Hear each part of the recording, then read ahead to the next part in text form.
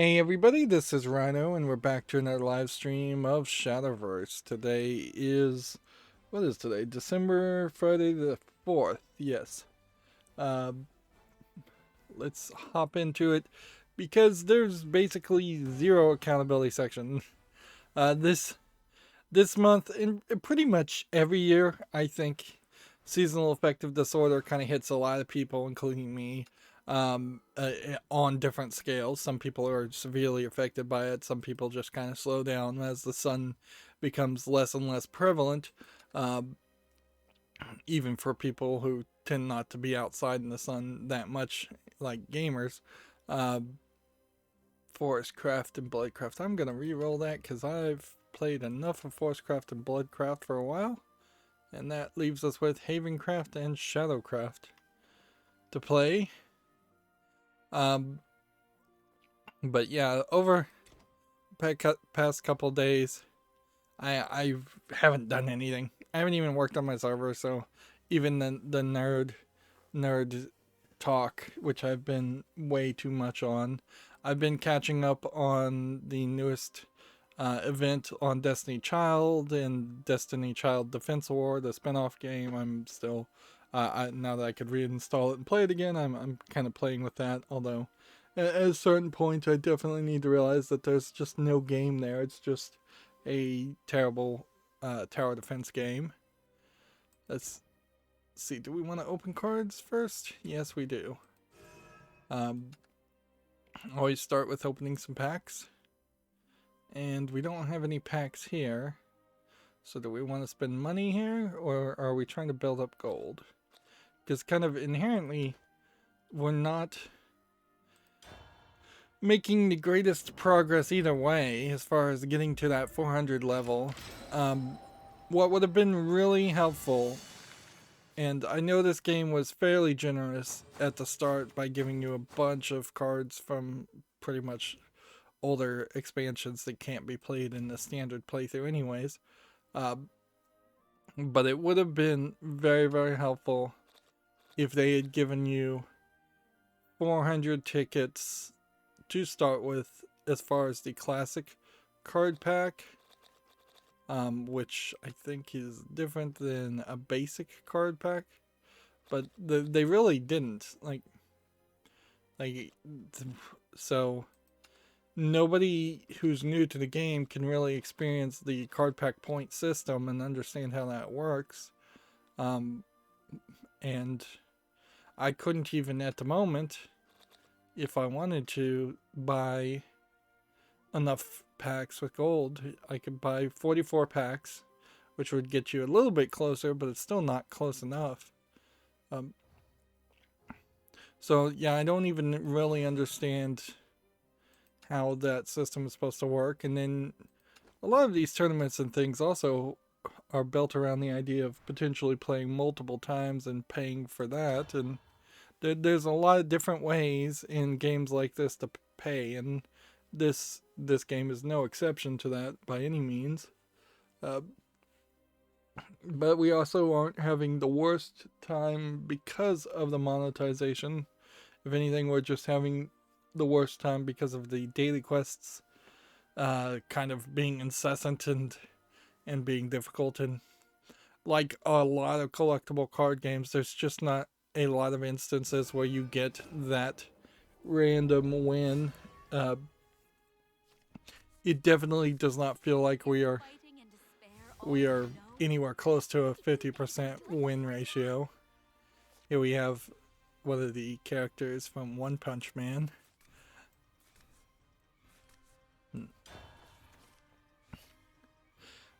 Yeah, so let's, I suppose, go through the video game news and not make this a drawn out stream, as Wednesday's stream became rather drawn out. And then we can call the weekend.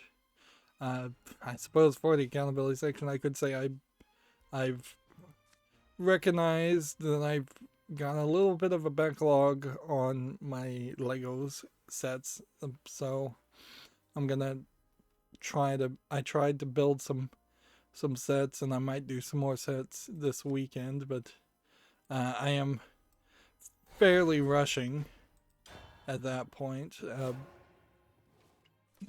But yeah, there's definitely some sets I bought, oh, I would say almost a year ago, and I still haven't gotten around to putting them together. Which there definitely is also a increase in the number of Lego sets that I did. Like, I really started off buying like the Millennium Falcon, and then did not buy another set for like 2 years, and then maybe I bought one set a year, and now I'm getting down to the point where I'm buying significant percentages of everything that comes out over the year. It definitely is something that is going to be an issue.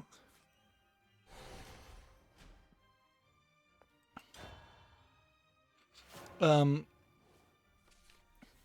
there's one news story I heard of, and I don't have an article really to show about this, but the co-founder of Campo Santo, the company that made Firewatch, and then immediately got blacklisted from me because they threatened, although I'm not sure they ever actually did send out a DMCA against PewDiePie, because they were mad at PewDiePie for one of the many made up controversies, which I think that's about as much as you can really say around him. Like,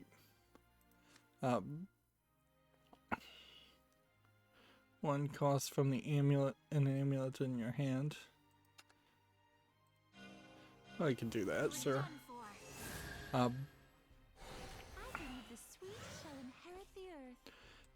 So that co-founder in particular, who was the one that threatened or actually did file the DMCA, became an employee of Valve. I'm not sure if not all the 2 or 3 people that worked at Campo Santo, I'm guessing there was less than 10 that worked at Campo Santo, became Valve employees.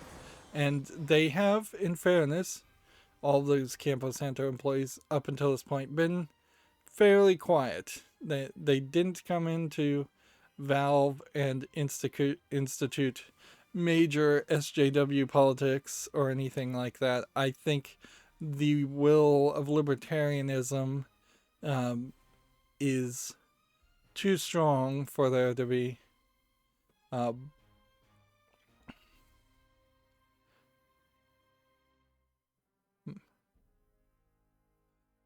like, so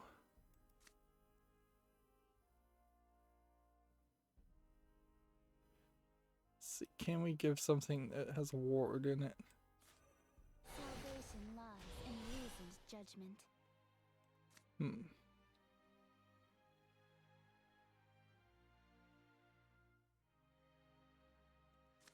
The real battle begins.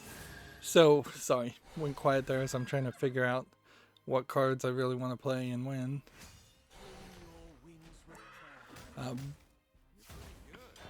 So that co-founder has been working at Valve, or quote unquote working, as you could say with any Valve employee.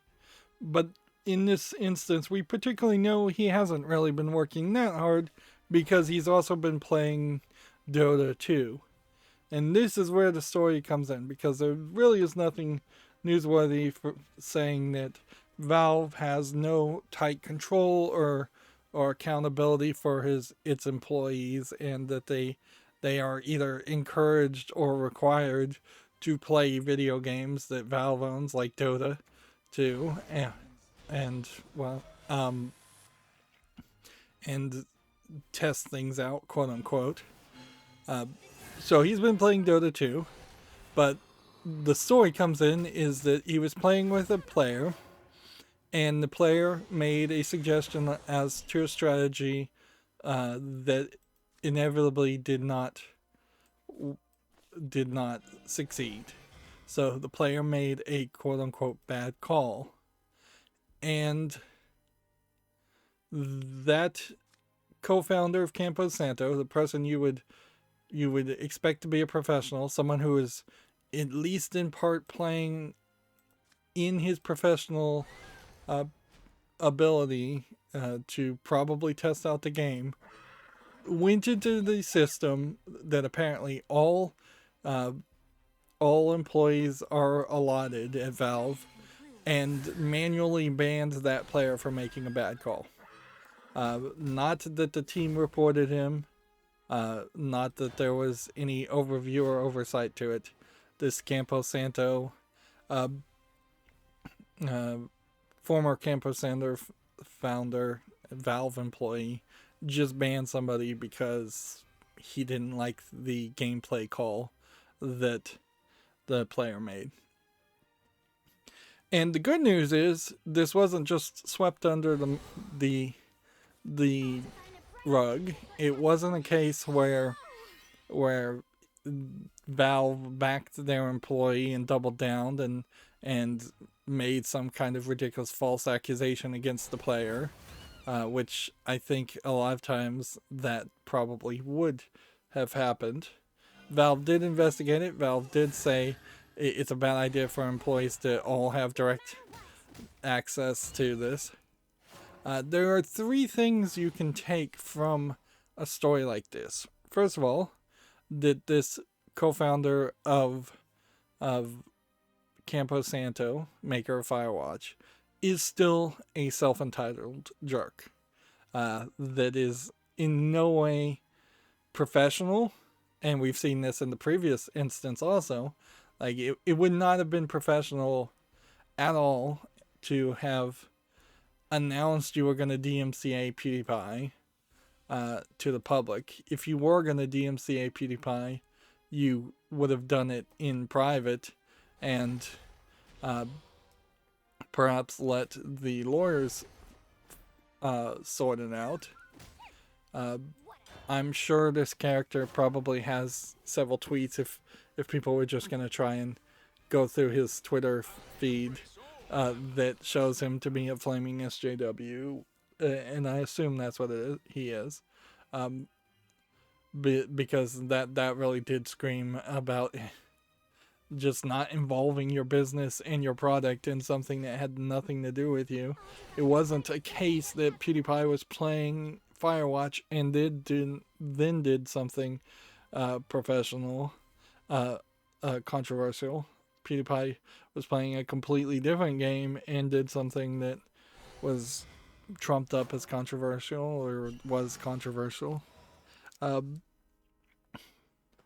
It also, on top of that, shows that Valve employees have no oversight and that they really aren't working that much.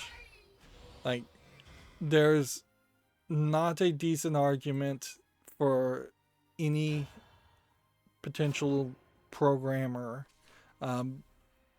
to be playing Dota, even in their off time, frankly. Like, you hear all this talk of crunch and working yourself at 12-hour, 10-hour days. There's no room for a programmer who is actually programming a game to be playing Dota. And particularly playing Dota so much that you actually care about a win ratio to the point where you're banning people trying to make yourself yourself and your team work there. It also shows just an incredible lack of teammanship. So there's a bonus feature. It also, on the third point, shows, in my opinion, and this is going to get mostly down to a political argument that most libertarians aren't going to want to admit is true, but I think is exactly true. It in my opinion, shows the exact problem with the idea of libertarianism in a nutshell. It's the rough concept of libertarianism is that everybody will just do everything they want, and that there will be limited to almost no government whatsoever. That the police would be private, the roads would be private, everything would be private. You would just pay for everything outright, and somehow that's going to also magically be cheaper for everybody involved. Inherently, that rough concept falls apart and is shown to fall apart here, in the sense that the second anyone gets any sort of advantage at all, they will potentially abuse it. And without a government, which also might abuse those powers, but at least then there is a central focus of the people's rage to counter that. But the second any individual organization gets any advantage at all, they will abuse it, and this libertarian fairness concept that is libertarianism is built on falls apart completely. In this specific instance, each of the players on that Dota team were doing whatever they wanted to do. The only quote-unquote government there would be the rules of the game, and Valve potentially banning anyone breaking the rules of the game, or breaking Valve's rules that are supplemental to Dota.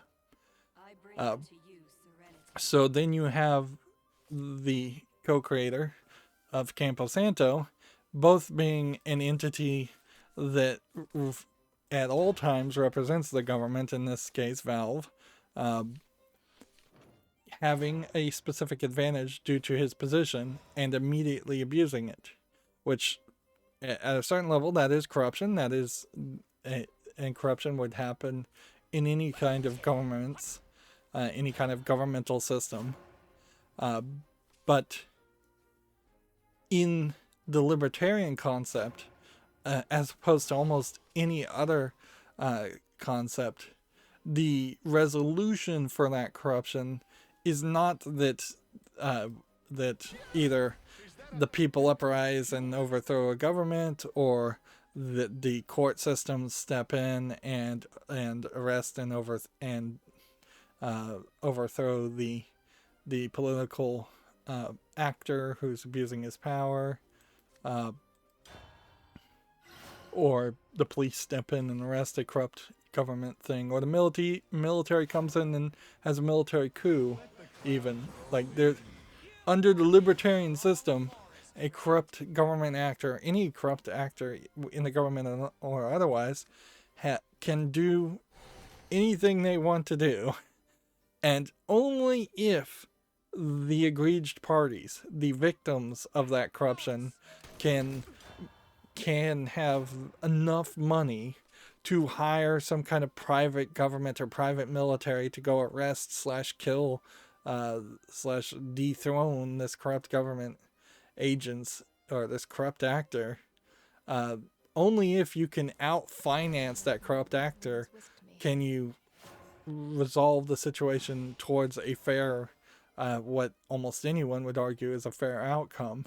And inherently, you won't be able, as a victim of corruption, to be able to outspend under libertarianism to overthrow a corrupt government actor or corrupt actor just in general. It could be a corrupt business also. But you won't have enough money to outspend that corrupt entity, that corrupt person, because that corrupt person will inherently use his corruption to have more money than you.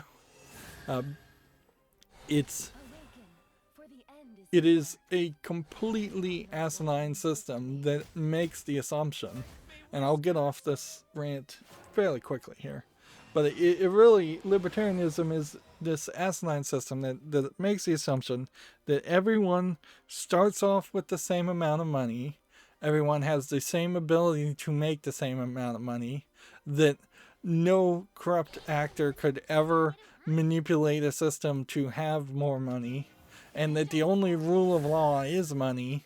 Therefore, it is just this almost Ferengi-based concept of wealth makes right, and whoever has the most amount of money wins, which is not a system that I think even libertarians, once you actually force them to look at reality that way would agree to.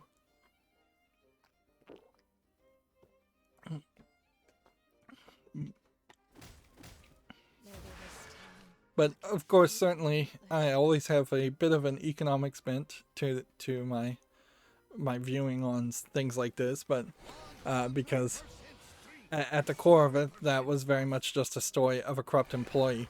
Now, what should happen to this co-founder of Campo Santo, in my opinion? Valve is a little too nice, frankly, and they probably should fire several employees for several things that they have done. There's, I think, probably significant numbers of internal concepts that have been leaked. Also, and those employees probably should have been fired too. There definitely are Valve employees that just aren't really contributing much.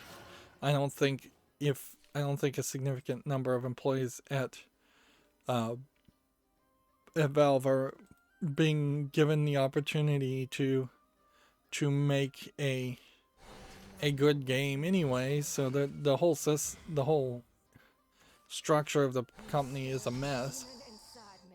But in this specific case, they have brought shame and controversy to Valve, a company that probably does not want shame and controversy around it in the same way. So there should be some level of punishment.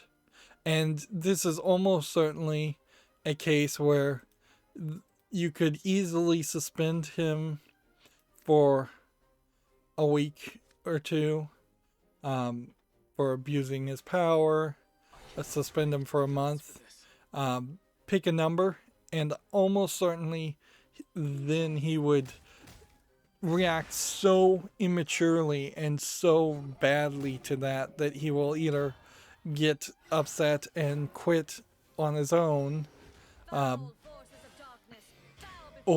then you can just blame it on him for being immature, which that would almost certainly work, or he'll take it on the chin and just come back and promise to never do it again.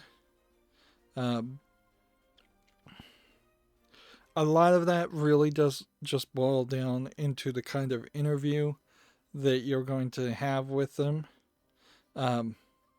If you have this interview with him and say, look, what you did was wrong. We want to hear you say that it was wrong. We want to hear you promise to never do it again.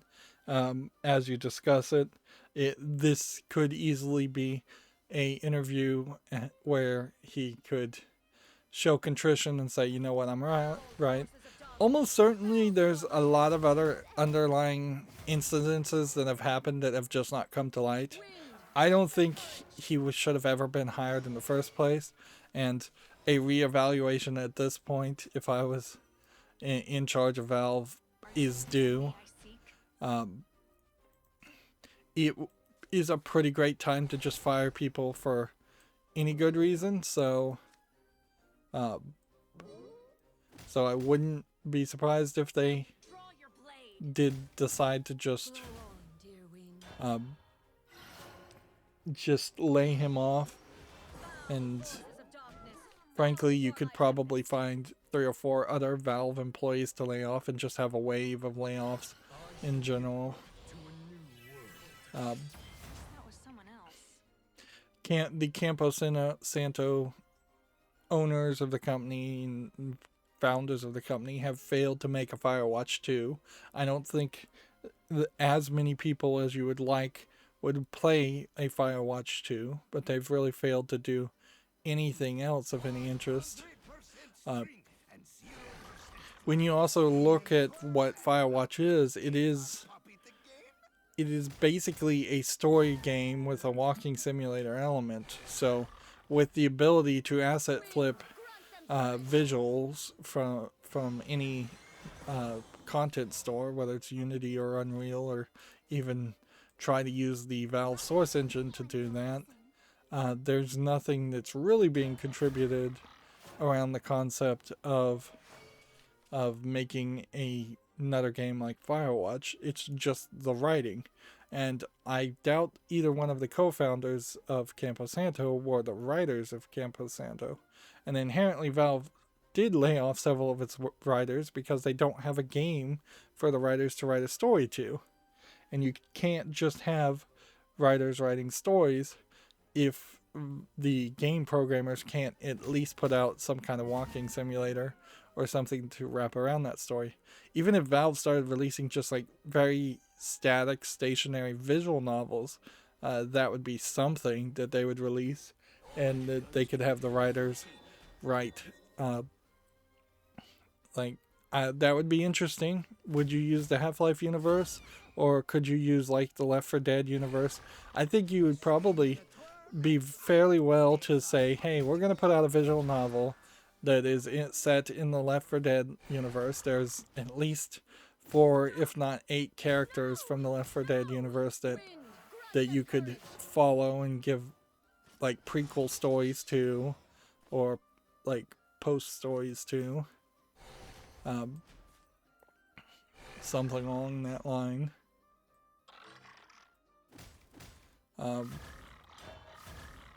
And that's a way you could keep the writers working.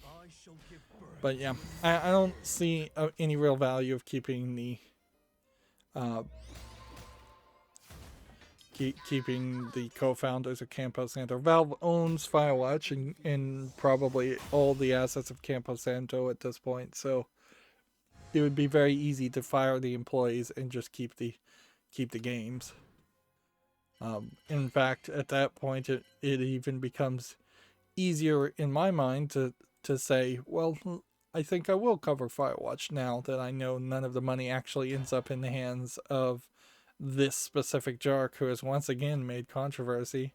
And he has, in fairness, done a fairly good job about laying low. No other controversies have come out around him in many years.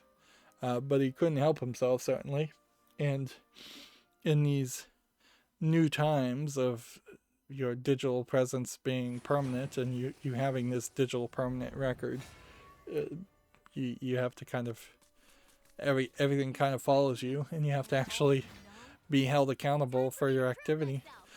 Although in all fairness, if the co-founder of Campo Santo who threatened to DMCA PewDiePie came out and said he was wrong and it had been many years, and here's my new game, and I promised never to make the same mistake. I was young and I was a jerk. There's a lot of video game developers who, frankly, if they just said I was young and I was a jerk, that might very well be enough to forgive them. Some of them really haven't done amazingly controversial things. They've just been jerkish.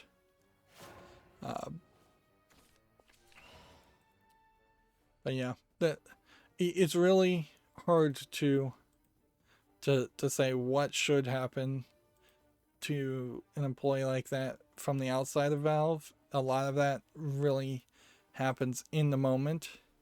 A lot of times, like self-entitled, narcissistic people, the second you make it apparent to them that they aren't just going to be supported and that there will be any level of pushback for their bad behavior, they just crumble and react extremely childishly. And so you can, in an interview, almost immediately see that, and the direction will change very well. There are also, in all fairness, times where employees literally want to fire you, and they're trying to find a reason, and they're trying to provoke you. So it can happen the other way, certainly too. But yeah, there seems to have been no growth as far as that. At the very least, it also shows that Valve has just been pretty pathetic as far as setting up its own internal systems. And perhaps this is a statement that everybody else is fairly more mature, or just not so ridiculously immature that they would care about a win ratio on Dota 2. That we haven't heard any stories of this happening before, considering how popular Dota 2 is. Although now you've opened the door inherently for a lot of people who were either fairly or unfairly banned from Valve by Valve employees to come out and say they were banned by Valve employees. Even people that were banned for for legitimate things can now claim that they were unfairly banned. This one employee has destroyed the credibility of the entirety of Valve with his one selfish action. So, yeah, that's not the kind of employee you want, certainly, and that alone is a good reason to fire somebody. I've always been a high fan of firing people often and early, because even a medium mistake, small mistakes for sure, you don't want to just fire people for ridiculous small mistakes, but even a medium mistake ends up just becoming this albatross on the neck of both the employee and the company. Like I am a fan, certainly, of the idea of potentially firing somebody and then immediately recommending them to a different company, just so there's a new group of people, and certainly in these pandemic times, that is probably easier said than done. But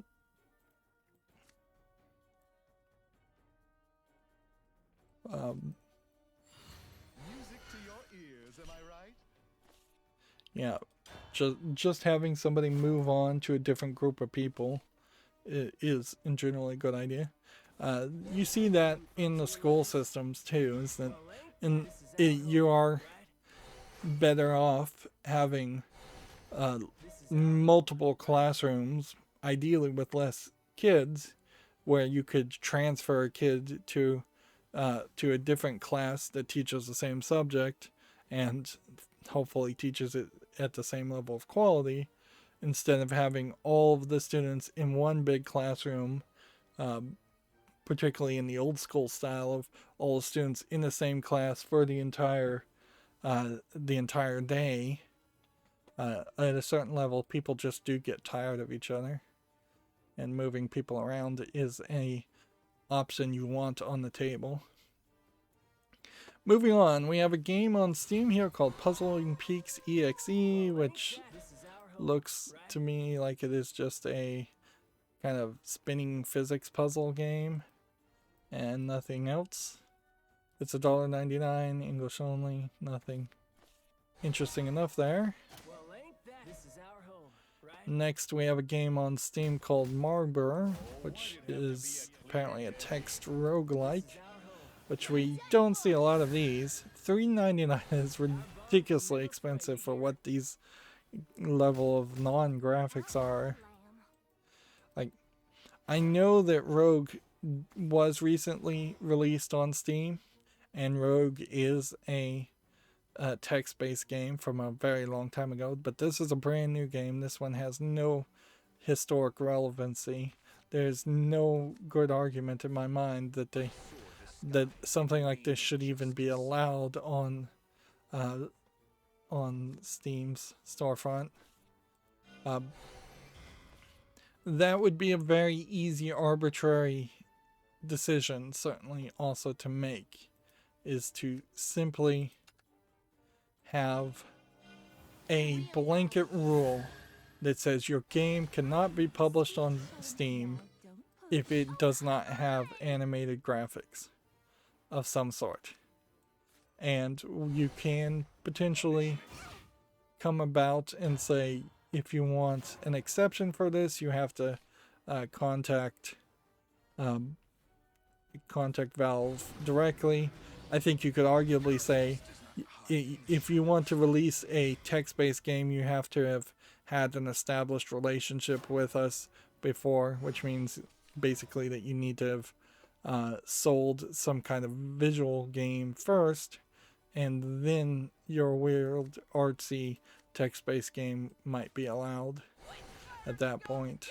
Also, I think you could fairly easily limit limit it to people could publish a text game if they've sold some other visual game that that has sold at least 10,000 copies or 100,000 copies. Take your pick of a number like that, and that eliminates a lot of people here. And particularly in this case, you could say only text games. Like, this game literally is only text.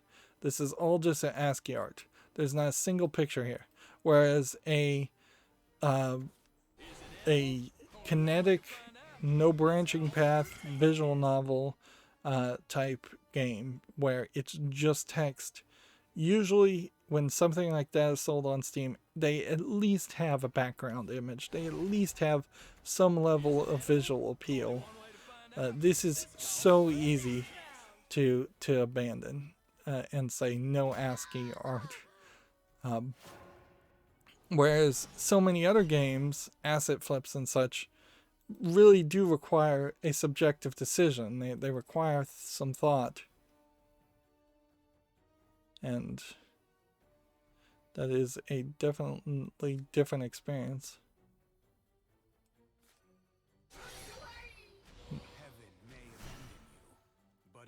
Okay.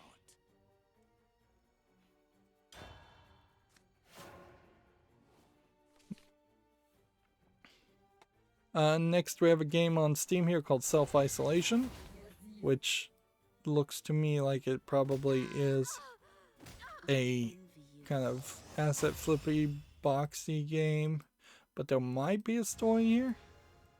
See, this is definitely a great example. You look at a screenshot like this, it'd be very easy to call this an asset flip game, but then the themes around this and potentially being isolated might actually play. Although at a certain point you also are making a game that is just echoing the realities of the current pandemic, and so that would be fairly boring. It's also an English and Russian game, which is suspect to say the least, but something like that I think at least deserves a follow. And here how many are we? 3 losses so far. All right. Gamatsu has an article here, Psychotics Colossus Down. So it's called Colossus Down. It's from Psychotic. Launches December 16th on Xbox One and PC in January 2021 for PS4 and Switch, which I wonder if we're going to start to see splits like this more often, where there's just different launch dates for different consoles and PC, where PC lines up in that. I've seen no announcement for anything like this. This does kind of feel like one of those Cartoon Network cartoons of modern day. Let's see if I can watch this video and get anything from it.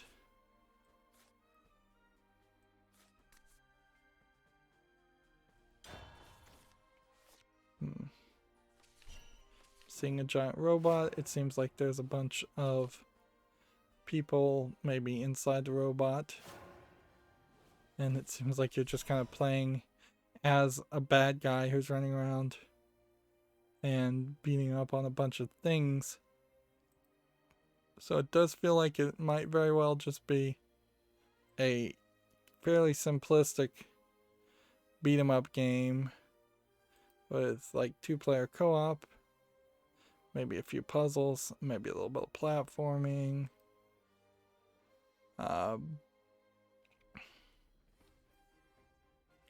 Yeah, there might be something there. There might not. Part of the problem I think here is that if this is based on some kind of cartoon, my lack of understanding as far as this cartoon makes this harder to relate to. A lot of this does look like Adventure Time specifically, come to think of it. And so if you told me that this was some of the children of a new generation of characters from Adventure Time, I would be willing to believe that. Because, yeah, there's a like vampire queen character who this could be the child of that. There was a little Game Boy robot character. Jake, I don't think, was a pig. And then there was like a princess like character.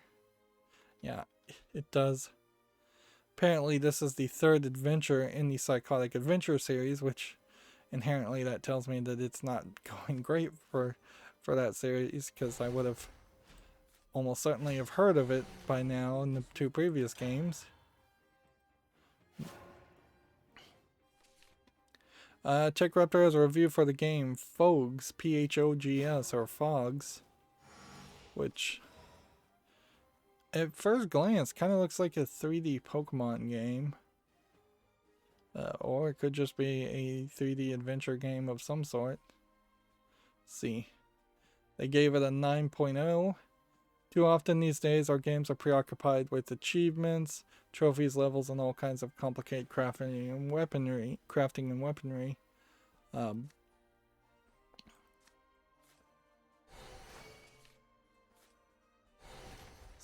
Not accomplishing much.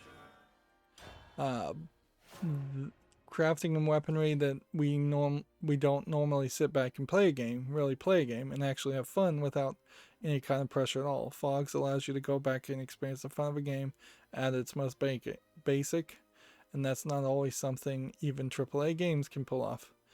9.0 review score. Pros are vibrant and art and catchy soundtrack. Laugh out loud funny with doggos, kid-friendly controls for the whole family, and cons are locked camera angles. What also I would point out here is there's this character who is a freelance writer who I have not seen on Tinkertown before. And inherently, the problem with this review is it seems like this is a very kid-friendly game, which is nice to see. But I, without reading the article, am having a real hard time. No button for jumping, apparently. That's weird. I have no idea what kind of game this is.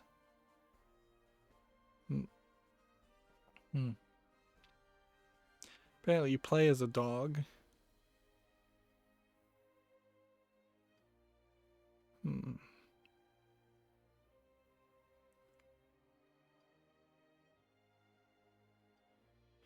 Oh, is this feels like this is a cat dog like character.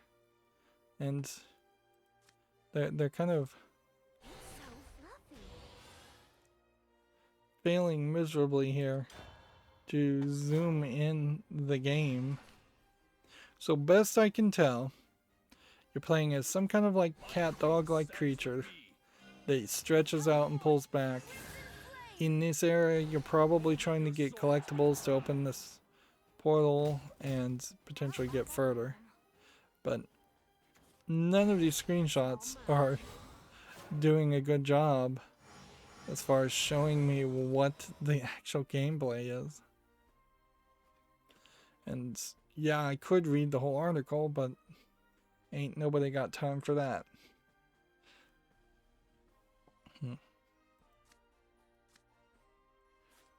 This.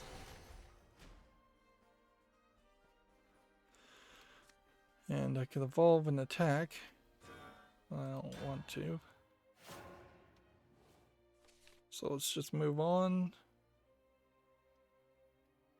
Here we have a prologue / demo for a game called Brooke the Investigator, as in an alligator, which they're tagging as a beat-em-up RPG.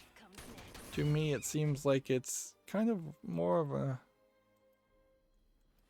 a point and click, but I guess maybe not. Maybe it is a beat 'em up where you also pick up items, which a beat 'em up adventure game is a different concept, certainly. And I can't say I hate this animation style. It is 90s cartoon style, Western animation style. It doesn't look terrible. Of course, this is just a demo. The full game is coming out sometime in 2021, they claim. I should mention that I was on the very verge of playing the second Zero Escape game. I had launched it up, and that at that point, that was when I got distracted and started doing Lego. So,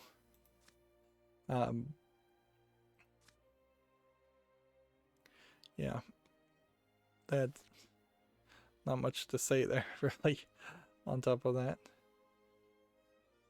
Alright, well, evolve.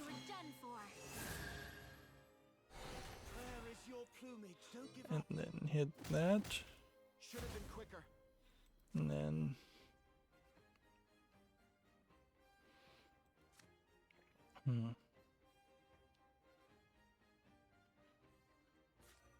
There's no voice as divine as mine.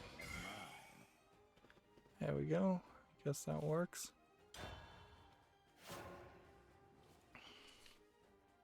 Next, we have a game on Steam here with Asian characters. It's tagged as a puzzle interactive fiction word game. It has a oddly like what is it when it's like this soft visuals, like over brightened visuals, kind of unique art style. I think for the Chinese audience, which I assume this is a Chinese game, there might actually be something here. At least there's a level of polish here on what otherwise would have just been a low effort word game. However, for the rest of the world, I don't think there's anything to say here. It's 99 cents. That price is not bad.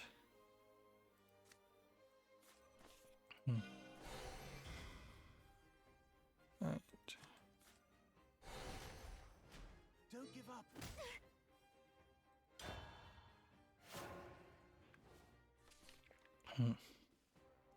Next, we have a game on Steam called Ponpu, which, what is this?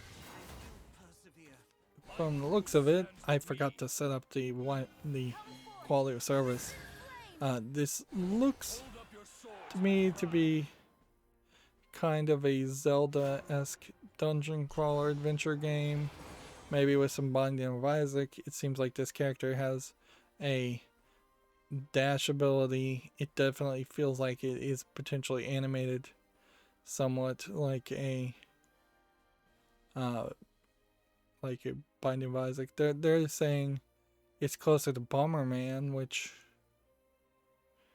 maybe there's something to that. And these are supposed to be ducks, but they're drawn very weirdly. $14.99. The question here is how much of the online play makes sense, or how much of the single player makes sense if you're not going to do the online play, because it feels like there's kind of two different games here. One where there's an online player versus player experience, and the one where there is puzzles and like dungeons. I'm gonna put that on the follow list. That price though is particularly high. Why pray when you can solve things? What are you gonna do? Pray me to death? The real battle begins.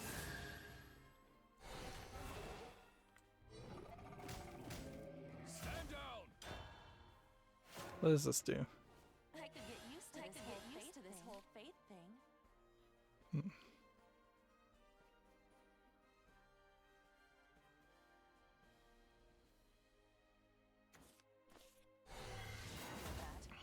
The sound of my faith shadow. Gamma Sutra has an article here. We had kind of already talked about this. The esports platform Smash GG has been acquired by Microsoft.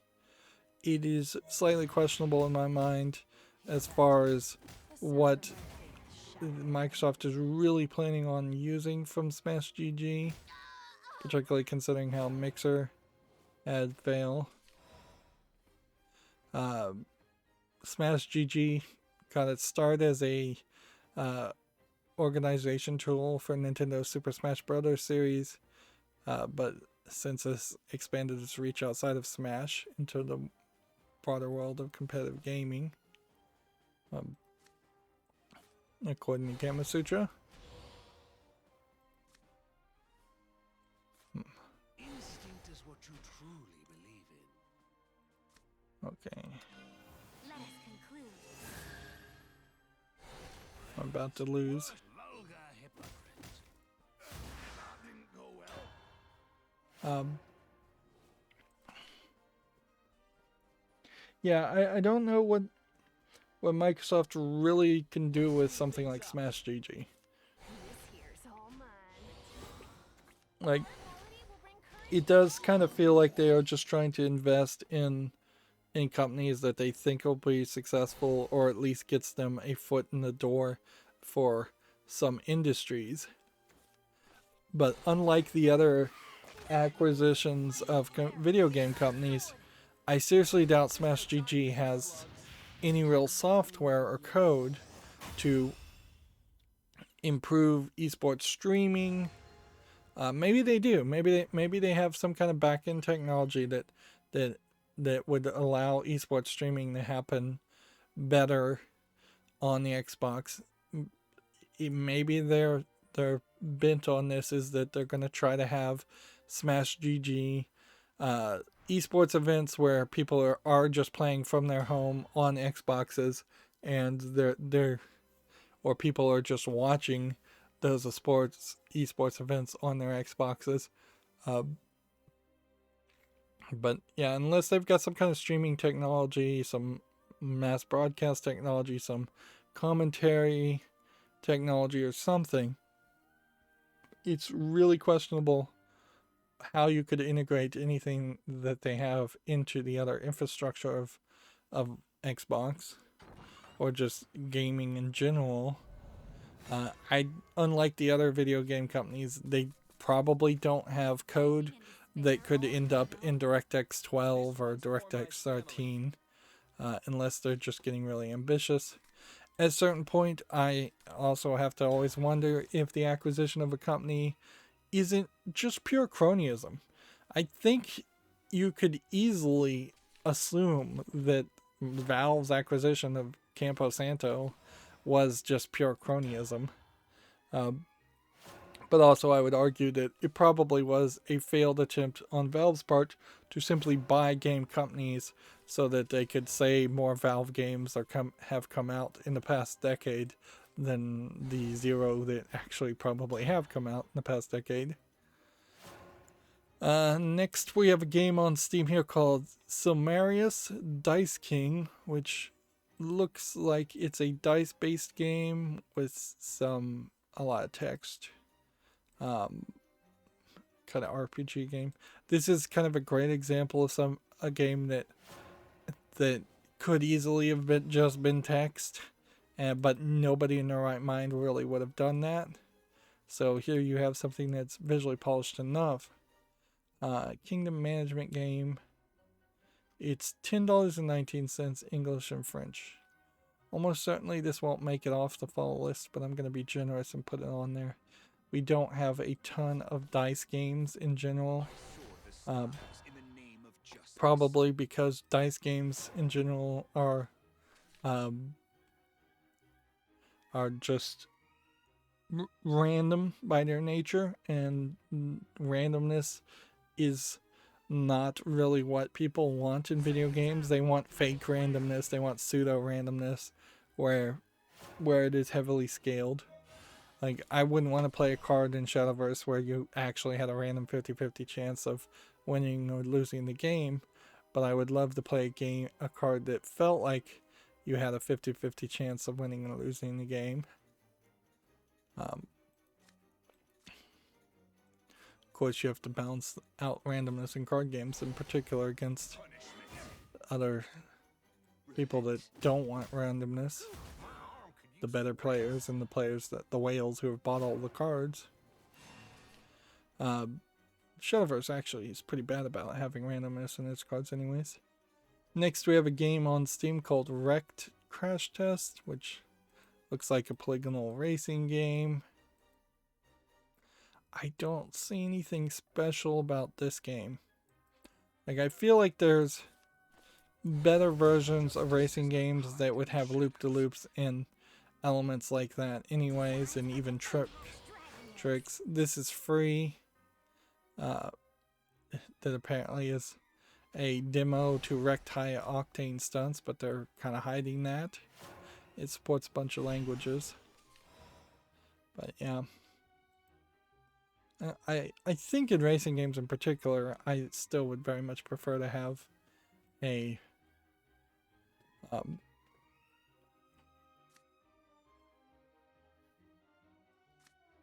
see this and this and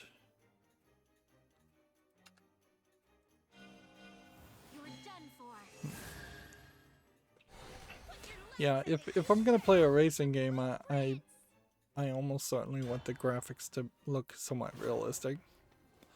Next, we have a game on Steam called Tinkertown, which looks like it's a top-down RPG with pixel graphics. They're calling it a sandbox experience for multiplayers, which seems like it kind of completely eliminates my interest at that point. It's early access, 1444 English only. It says it's single player, but I don't think that's the focus. And it's from Head Up Games, which Head Up Games has made and published things before. Although, if we look on this list, Coma 2 Vicious Sister, Help Buddies DX, I don't even know why that's on my wish list. A game called Windscape. And that concludes today's sermon. The Texorcist, that's a tough typing game, so I'm not sure I could justify buying that. Bridge Constructor Portal, The Inner World, The Coma Recut.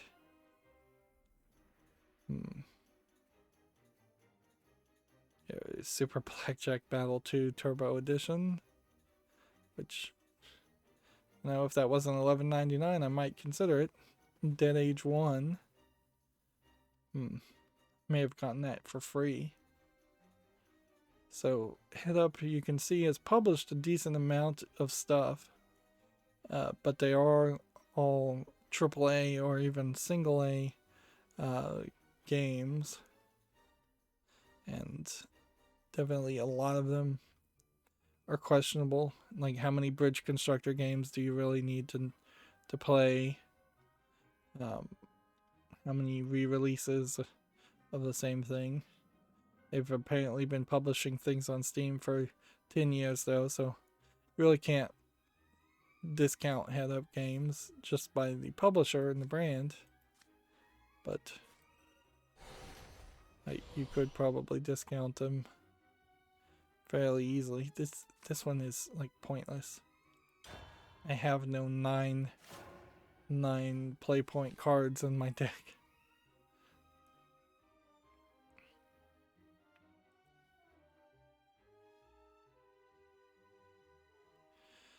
Here we have the game El Hio, a Wild West Tale.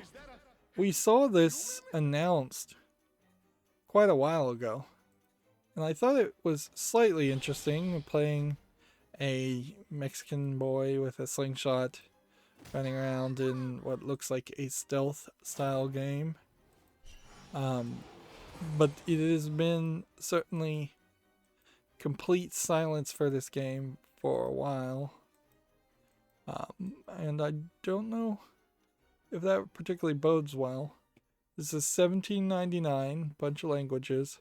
It's from developer Honig Studios and Quantum Frog, which both of those don't sound like Mexican companies, and I think that may have been a small controversy, as here you have someone potentially telling a story about a culture they don't know, which some people would call appropriation. At a certain point, I can't fully agree with that because that just means artists can't tell the story that they would like to tell. Let's see. Yes.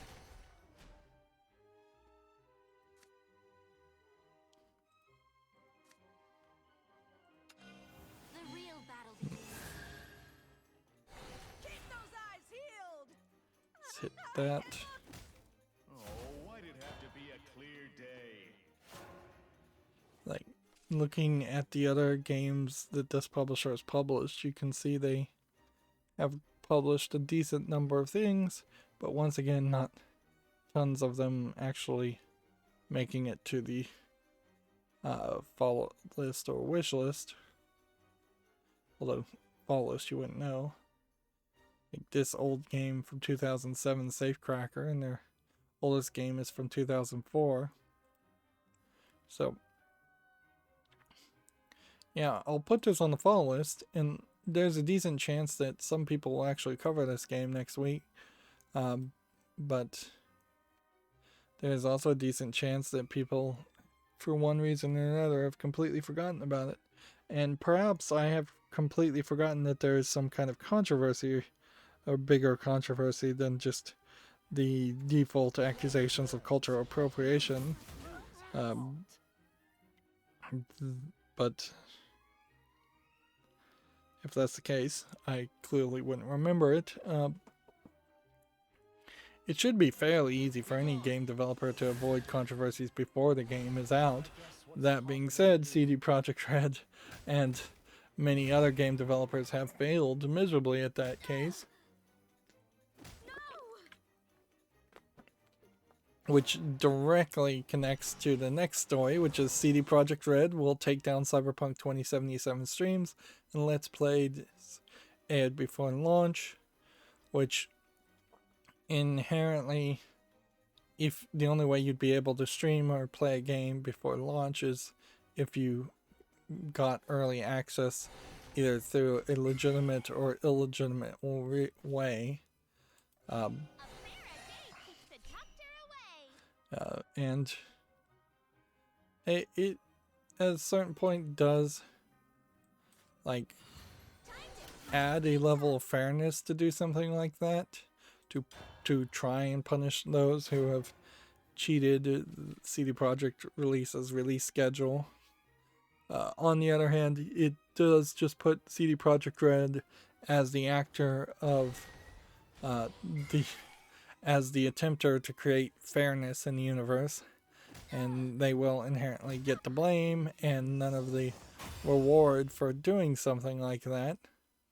And there will be a lot of YouTubers who get mad at or scream at CD Projekt Red for taking down streams, and they will certainly construe to their audiences that they were unfairly taken down.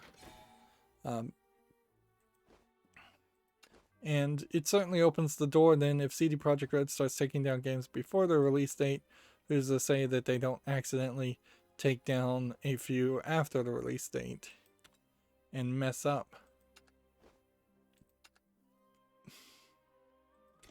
Speaking of messing up, we're not making really any progress at all.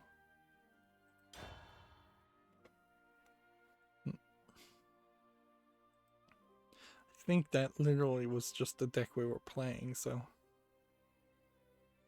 there's a decent argument to not play that deck since it's not winning. It's fairly obvious too that I've just not put in the time to build better decks. Like there almost certainly is a better deck to be had than what I'm playing as. Next we have on Steam a game called Marin, M-E-I-R-I-N, Mirin. of In Fist of Fire, which seems to be a full motion video scanned, not full motion video, really. It's a photo scanned fighting game, would be the best argument. It's getting tagged as 2.5D. I would not say this is 2.5D.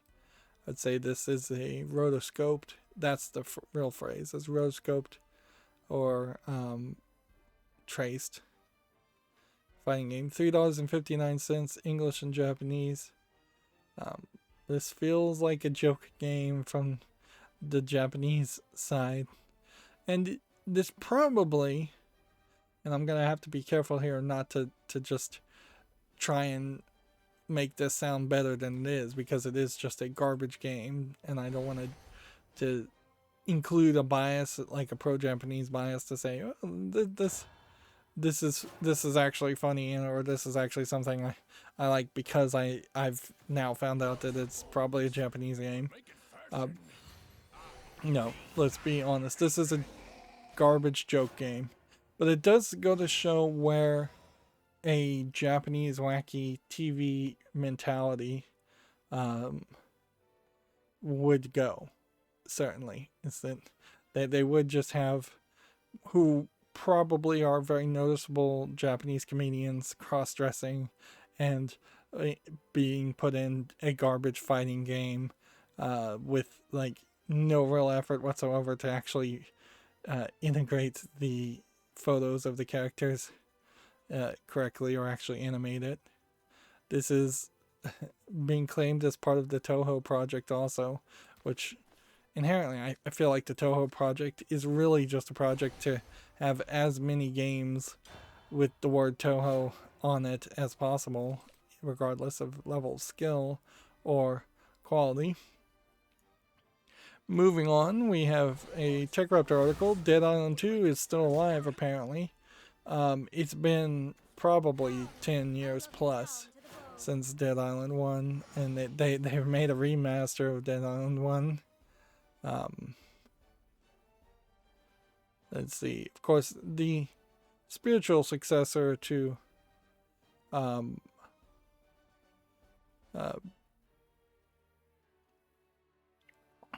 Dead Island, of course, is Dying Light, and the developers of Dead Island 1 went on to make Dying Light. But yeah, it's been like even really crazy. The 2014 was when the Dead Island E3 trailer here was played, and that trailer for Dead Island 1 was fairly well revered and well shot, and this trailer is just nothing. It's just a guy with earphones in, not seeing zombies, and then he gets bit, and then as he's running, he immediately gets turned into a zombie, and you just have this very grotesque looking imagery.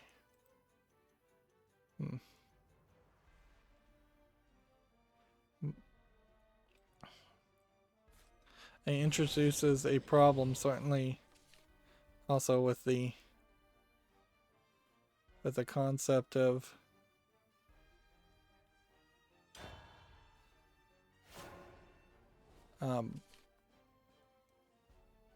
with zombies, and the fact that the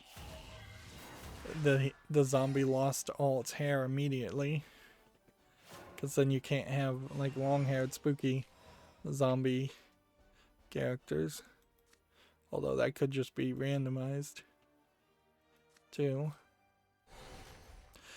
Yeah, the end of that trailer also said it was coming out for the PlayStation 4, which, yeah, the idea of a game like Dead Island 2 coming out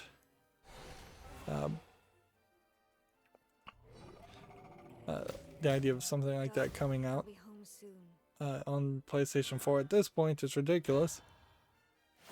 There's also kind of the problem where the concept of Dead Island is that you are on a tropical island and kind of limited there, and even in Dead Island 1 you fairly quickly were not actually on on what you would expect to feel like you'd call an island. Like the first act of Dead Island, you're on this tropical resort island. You see a lot of water. You can run out into the water to a certain invisible wall. There's actual island elements there. But once you get into the city,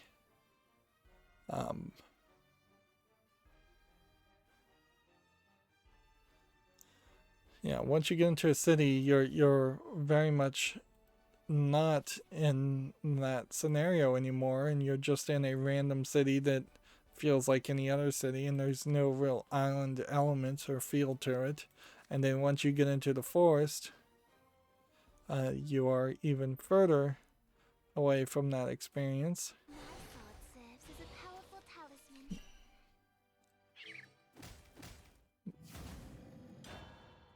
And then once you get to the prison, which is the final area in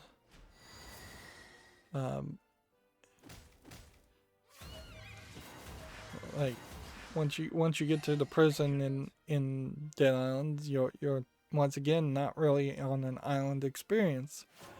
And Dead Island 2 is really showing you more on the boardwalk in LA, which at a certain point that stops becoming an island too. And so, inherently, the name of the game series falls apart. Where Dead Rising had kind of the opposite issue in the fact that Dead Rising had nothing to really do with a mall, and that let them go in other directions. Certainly.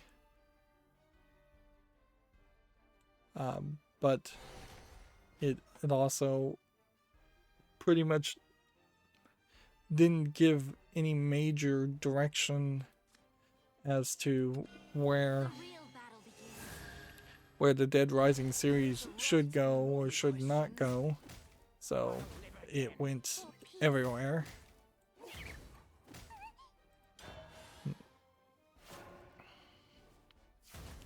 Let's hurry up here and finish this up.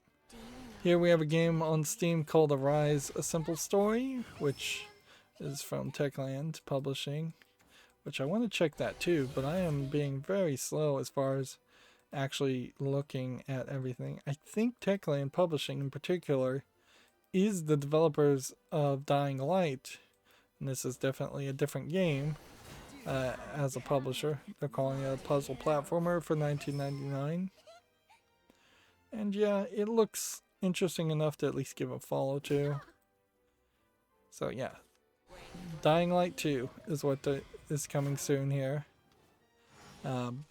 Plus they also have several other games they've published. For instance, Dead Island Definitive Edition and Dead Island Riptide Definitive Edition, which one do you want really? The games that are pretty much the exact same game for the exact same price. This is Dead Island Riptide, which is the spin-off version, or Dying Light.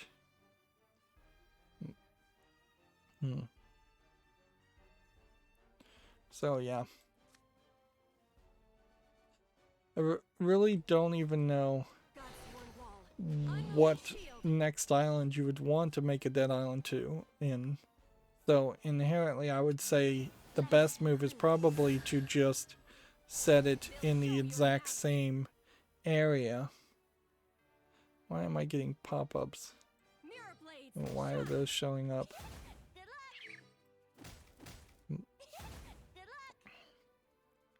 Like, I swear I've tried to turn those off so many times, and I'm just gonna have to turn off the Steam overlay, which probably should have been done a long time ago. Let's see. Next we have a game on Steam here called Shadow Empire. It's a 4X game, which we don't see a lot of those games directly described as 4X games anymore. And it looks very uninteresting. $31.99 English only, ridiculously expensive. Although in all fairness, maybe fans of 4X games would be willing to pay that much. I just don't know. Here we have a game called Jungletown Birthday Quest, which is obviously a kids game. And it's been a long time since we've seen any kind of kids game that had any level of quality or polish to it. So I feel like this deserves a follow. $3.39 puts it at a really nice price. Why it has a third-party in-user license agreement, I don't know. Bunch of languages. It claims to have full audio for all of them, so maybe that means none of the characters actually speak at all. But I'll put that on the following list. I soar the skies in the name of Do I have justice. anything I can do?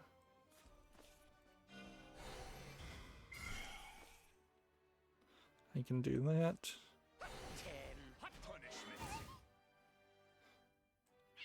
And I can do that. Good luck. Gamma Sutra has an article here. Dead Cells has surpassed 3.5 million sold ahead of the second DLC announcement, which really goes to show how Dead Cells has been an amazingly good seller. Even though I would argue there has been very little talk about it Justice lately. does not hide in the shadows.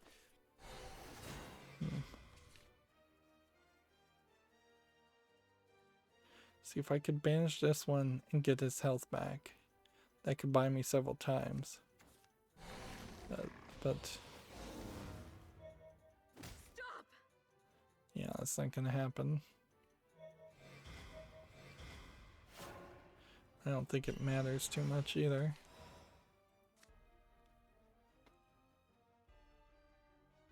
Fill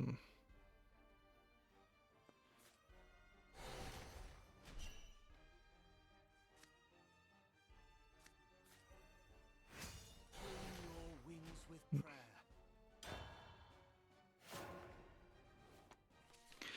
Let's see. Here we have that game, Morbid, the Seven Acolytes, which we'd seen some coverage talking about this game, but it wasn't on Steam. This was the game with a lot of pixely visuals to it, and a lot of horrific, gory creatures.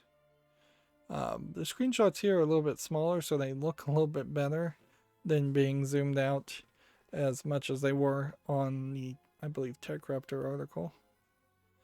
But yeah, this looks to be about the same game I saw the review on. I can't remember if they gave it like a 7 or not. I think they gave it pretty much a 7.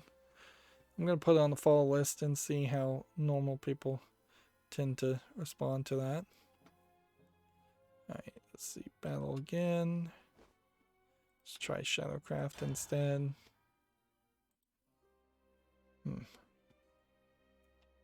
See if we can take a moment to potentially disable the Steam overlay also while I'm messing with things. In-game. Enable the Steam overlay in-game. Disable that. See if that's even what the issue was. I don't know if that really even counts as the Steam overlay.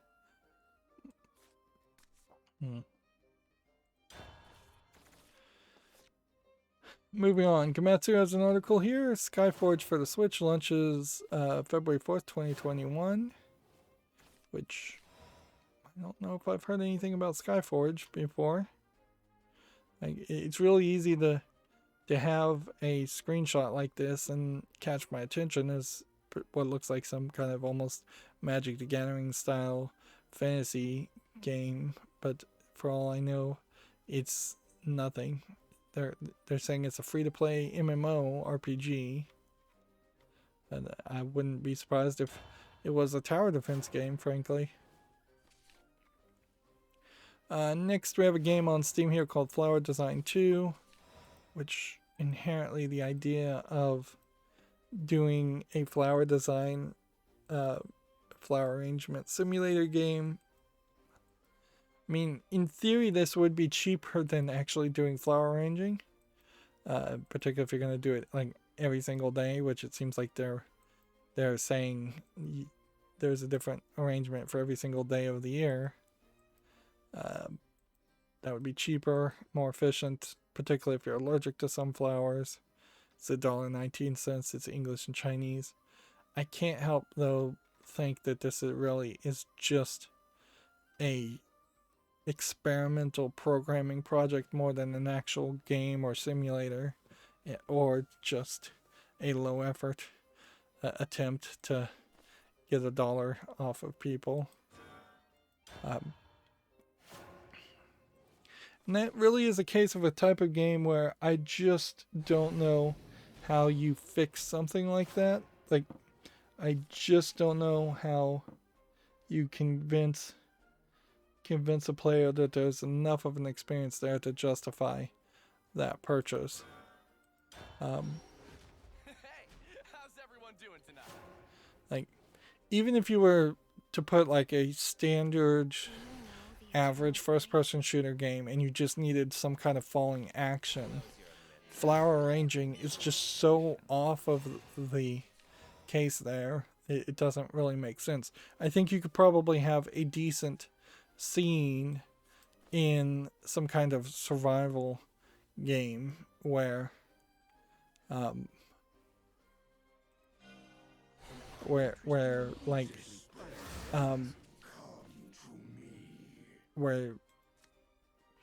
guess The Last of Us might be a good example of that. If you had a scene in The Last of Us where amongst hours and hours of horrific violence and death, you had to do a flower arrangement section as some falling action, that might be impactful, but you could only really do it once. It couldn't be this mini game.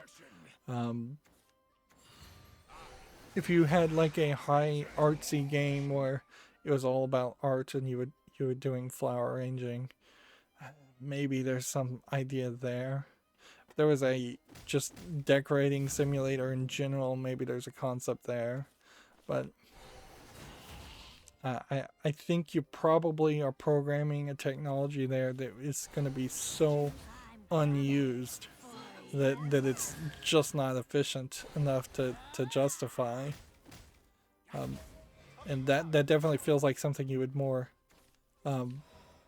animate. If there was a animated cutscene, for instance, of in the Walking Dead Telltale games where one character did some flower arranging, that could be very impactful to do it once. I don't think impactful to have the player actually do it. In all fairness, flower arranging is not even that popular in the real world. These guys keep wrecking me. That clearly everybody knows some strategy here with these characters. And I'm getting my butt handed to me because of the strategy. And I'm not willing to investigate the strategy enough, so... Here we have a game on Steam called The Ghost Winter, which looks like it's a first-person shooter game where you're shooting dinosaurs, and you're in Russia. It feels like it's probably a Russian asset flip game for $2.99, though it only supports the English language. Is fighting fair all you know? I don't see enough polish here as it is, though. So, I'm gonna say no to that.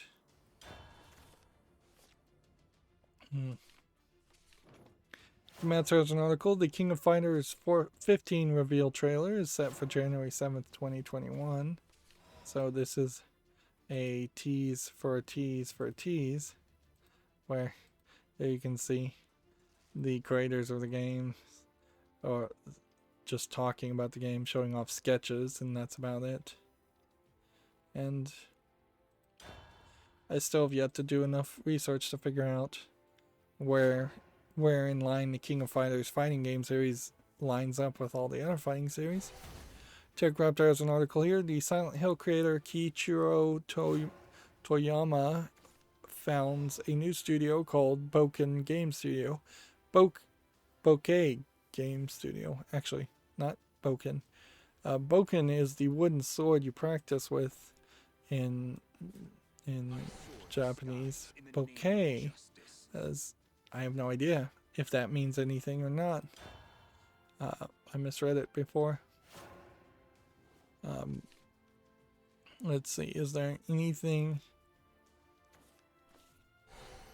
He's joined by creatives who worked on The Last Guardian and Gravity Rush, which is like a weird combination here. Silent Hill 1, theoretically, I assume he only worked on Silent Hill 1, and The Last Guardian and Gravity Rush.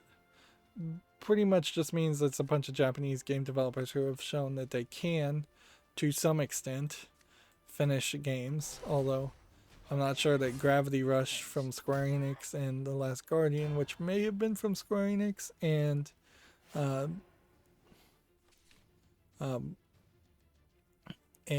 the Silent Hill series, which may have been from Square Enix, but I think Silent Hill is from Konami. Yeah, Silent Hill is definitely from Konami, and I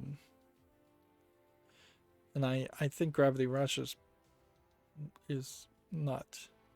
It might be Square Enix, but I'm not sure. So I'm underinformed here. This is a pathetic highlighting of that.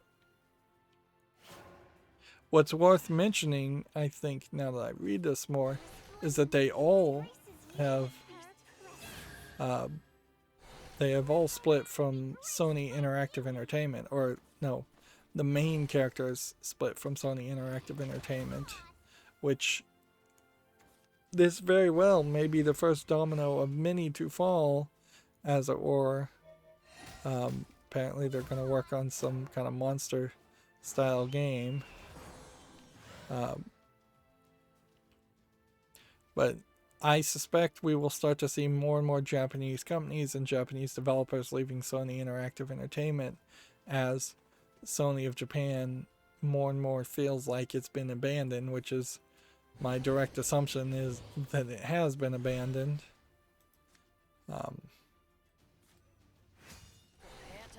In favor of the California office taking control.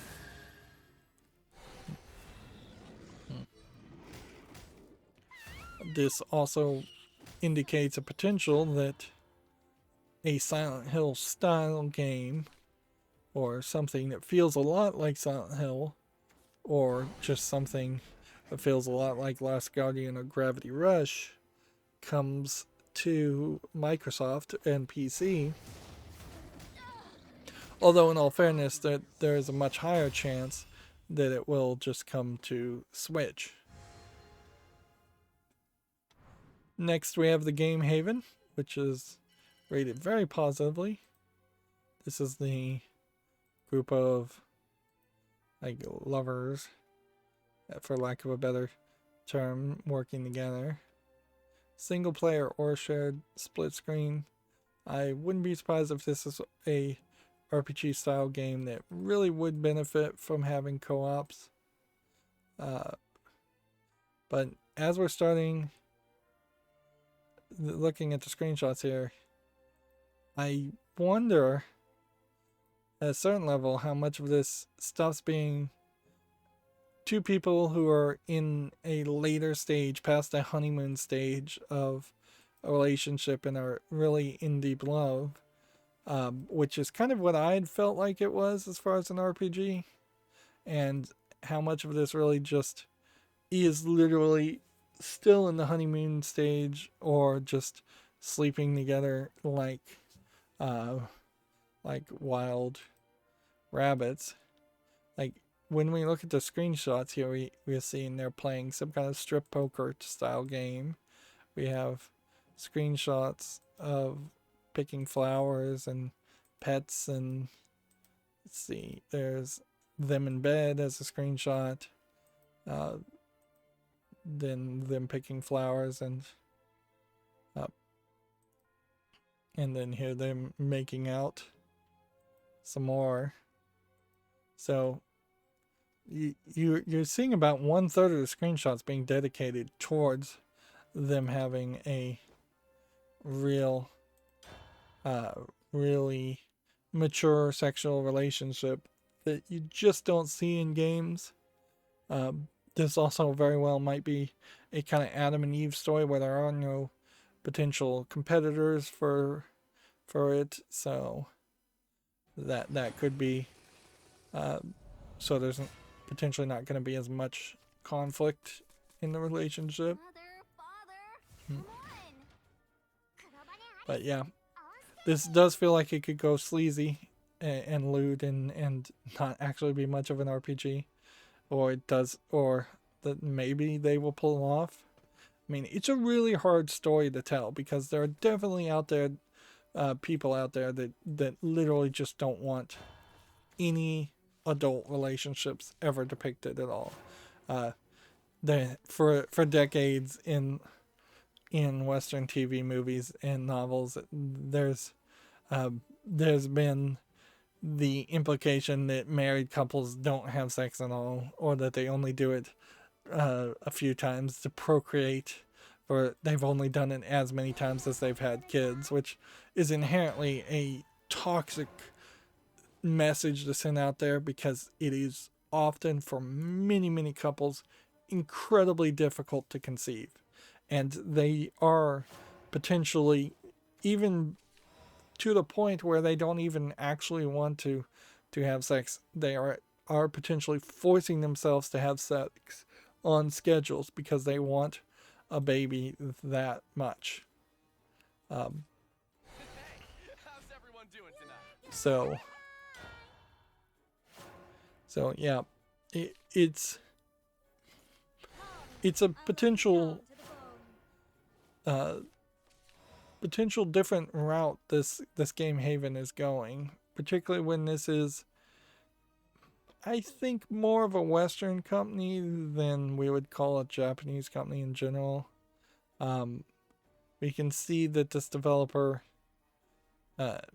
also has a game called Squid's Odyssey. They also made Fury, which came out in 2016, and then the DLC came out in 2017.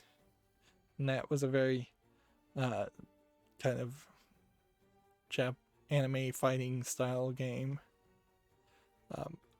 One of the things I would say about Fury is that while it is a game I definitely want to play, it is also a game that is fairly light on story and fairly heavy on fighting difficulty mechanics.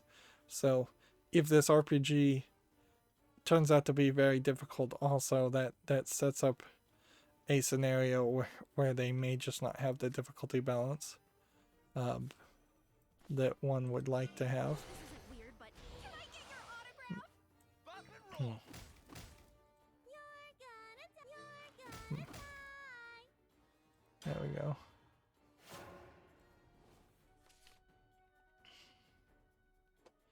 Next, we have a sharp twist in the other direction. We have My Universe Pet Clinic Cats and Dogs, which is almost certainly a mobile game that has been converted to Steam.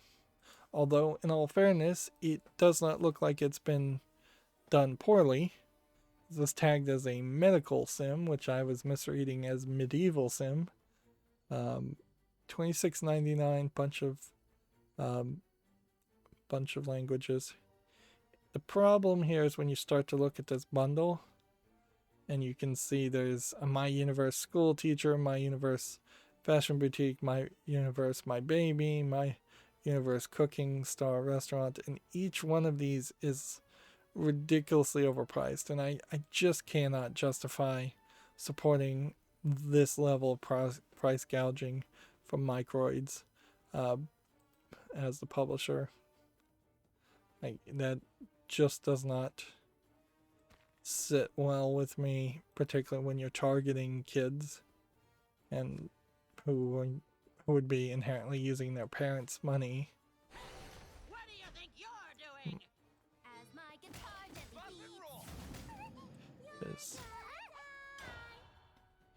So yeah, I'm not gonna put that on the fall list for that reason.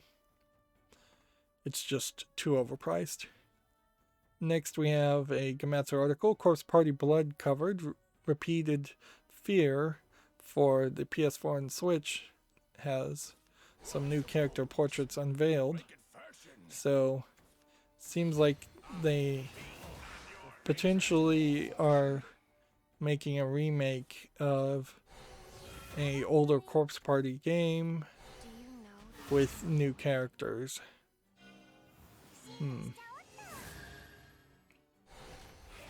Which I may get into the Corpse Party series at some point, but I have yet to do something. Let's do that. And then hit that. Hit that.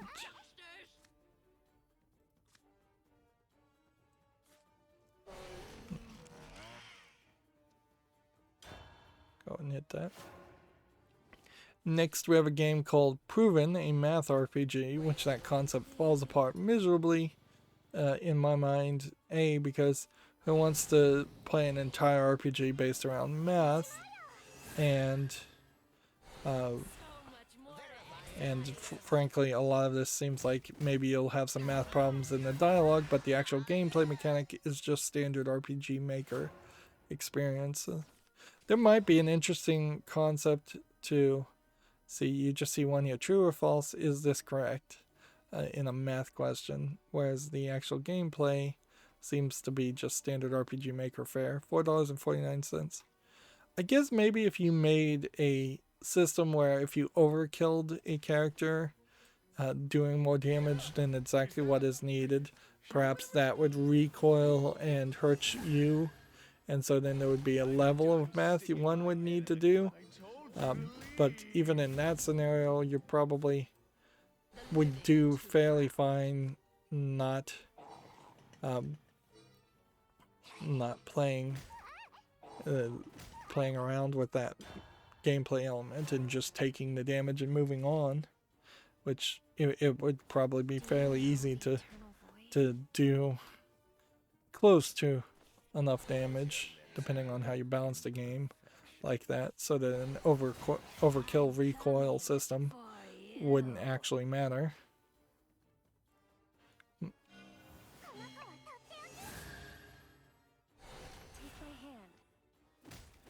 You could potentially have enemies that get double damage if you do damage that ends with like the number 2, 3, 4, or 5, and then triple damage if it ends with 9 or 0. Things like that. But even a system like that would probably just not be interesting enough to stick with. You pretty much would have to have boss characters that acted that way, and eliminate a lot of the grindy smaller characters to have any kind of special abilities.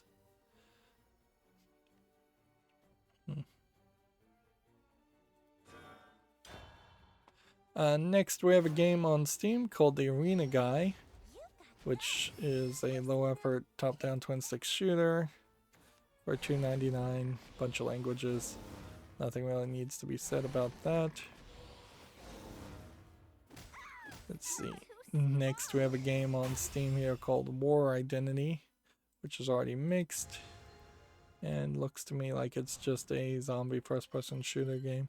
Although it does seem like it has more customization and depictions than you would normally see, although maybe this is an indication that they just asset flipped a bunch of hero skins and the actual game is kind of nothing, and there might only be a couple levels.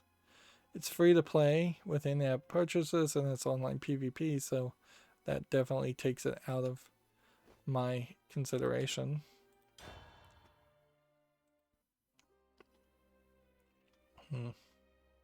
Next, we have a game on Steam called Oniria Crimes.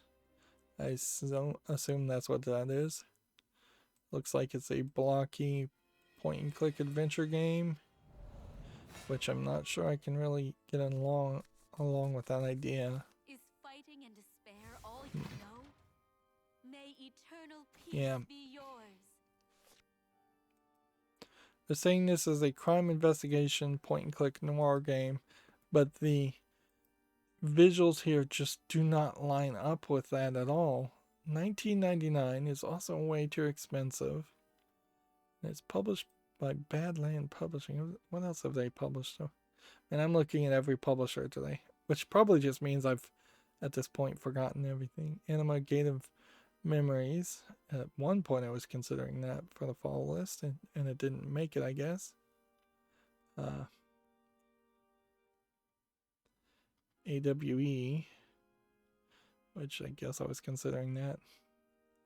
Then a lot of other things that either I never saw or had no interest in. There is kind of a running theme here, though, of games that look weird and just feel a little too off and don't make sense.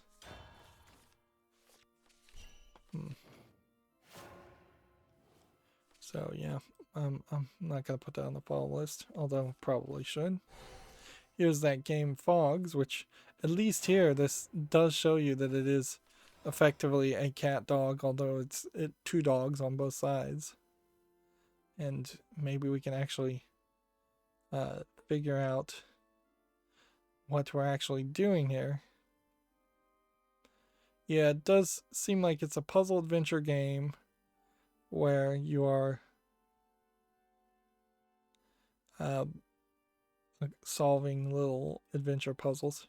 It doesn't feel too different from that game Snake Way. So yeah, I'm gonna put that on the fall list. Probably immediately to jump to the wish list. Online co-op for a game like that does seem a little weird. And I bet this publisher hasn't published anything else. Kingdom Two Crowns, which looks very much like stolen art from the Bloodlands. Interesting. No, Bloodborne? I don't know. Maybe they did a crossover.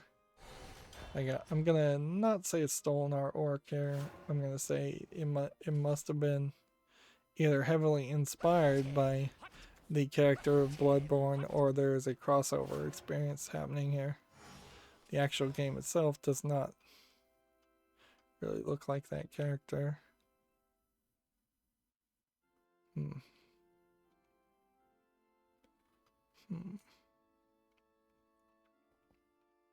But that does certainly look very similar to that character. And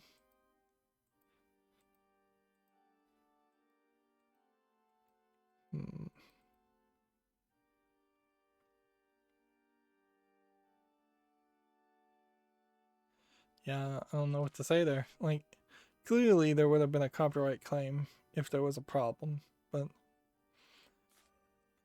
that does feel very odd to have a character in an art style that just strikes me as Bloodstained or whatever that game is.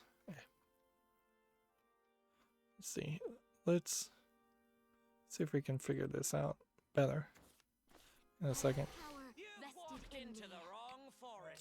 Next we have a game on Steam called Naginata, which I believe is what these weapons are called. The long staff, usually not magical and capable of shooting beams. Seems like this is a fairly simplistic beat 'em up game, though. It's free. Bunch of languages.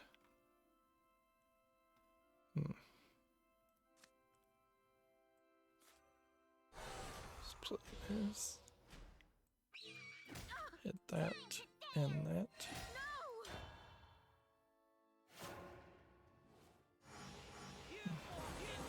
Into the wrong forest, friend.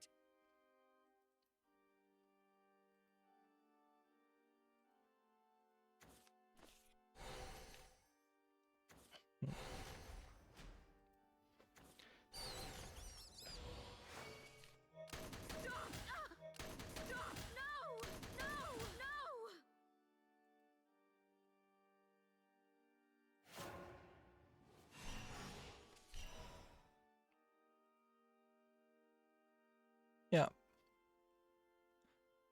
Let's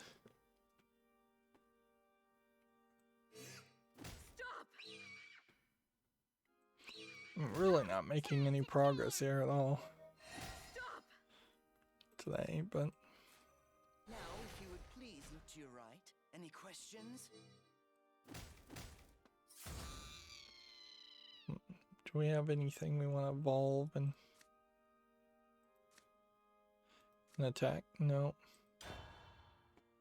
So here's Bloodstained Ritual of the Night. Here's this character. You see she's got a sword. You see there's a bunch of rose-like flowers or imagery behind her. You can see there's a blue long ribbon. You can see a pale face, that haircut, and you can see a very distinctive tattoo on the chest, for lack of a better description. So then let's go back to this image here.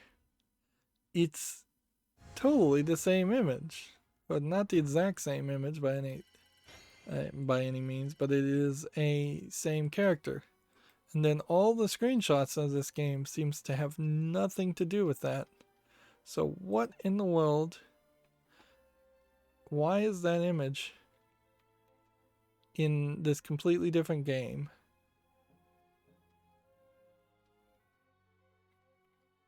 Why is this character in this completely different game? Seems to be like a long list of games.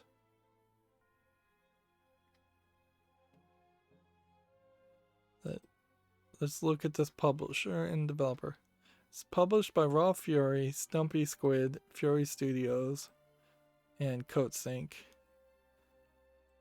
Bloodstained is published by Artplay and 505 Games.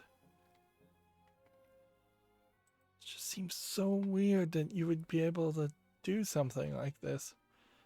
Maybe the artists worked on both games.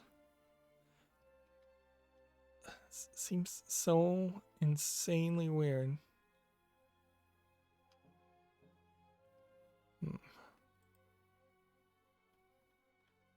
See if there's anything in the chats. Some negative reviews.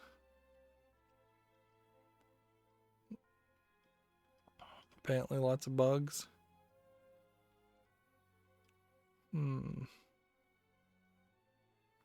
Well, I am weirdly confused here. Very, very confused. I don't know how you could have two characters from completely different companies being depicted, when also fairly obviously that this character is the unique character for this game. Unless perhaps they stole the art. That would be the real crazy part, is if it was actually the much more popular, much more well-known developer that stole the art from a smaller developer. I wouldn't be surprised if that's the case. But then why wouldn't there have been a story around that at that point? Also, I would argue that the graphics, even the old graphics before they were redone, looked way bigger. Now these screenshots are gonna load. It looked way better and way bigger than the other game. Yeah, and I still desperately would like to own this game and play it. It's just, yeah, another game that's just too expensive. Like, there's a lot more characters in this game than just the main character. Frankly, to its own little detriment, I feel like there's probably too many people and too much focus on different people, so that you probably don't have enough of a character development for the first game for the first character, the main character.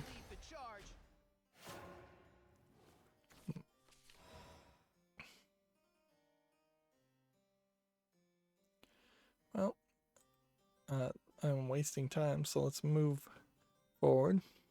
Next, we have a game on Steam called Fox's Holiday, which looks to me like it's probably a Chinese, simplistic, they're calling it an action RPG game. I don't think it really is even that.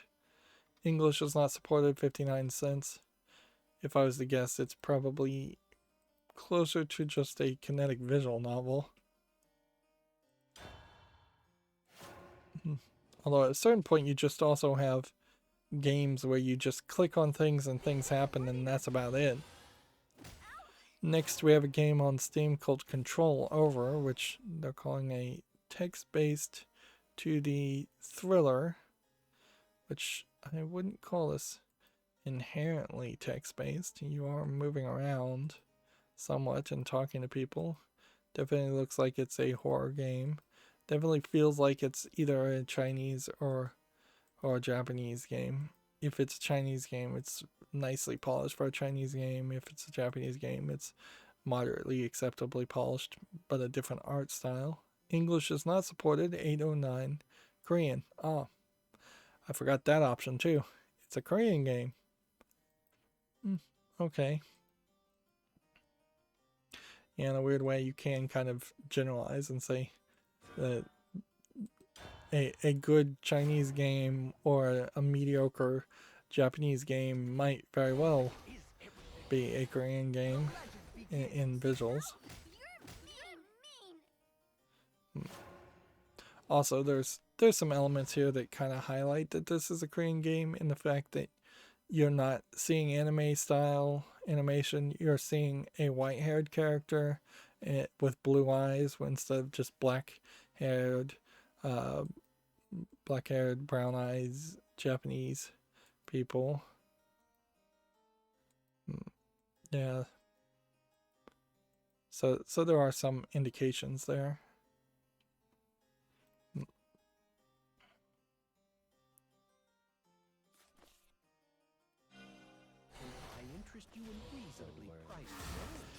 And yeah, of course I might actually win at some of these games if I paid attention to them. Inherently, I'm more and more running into the issue of the conflict between trying to pay attention to Shadowverse and actually winning, and failing miserably even when I do pay attention to win, and covering the video game news, which failing inherently to cover that at all. And to be blessed. Need a loan? I lost.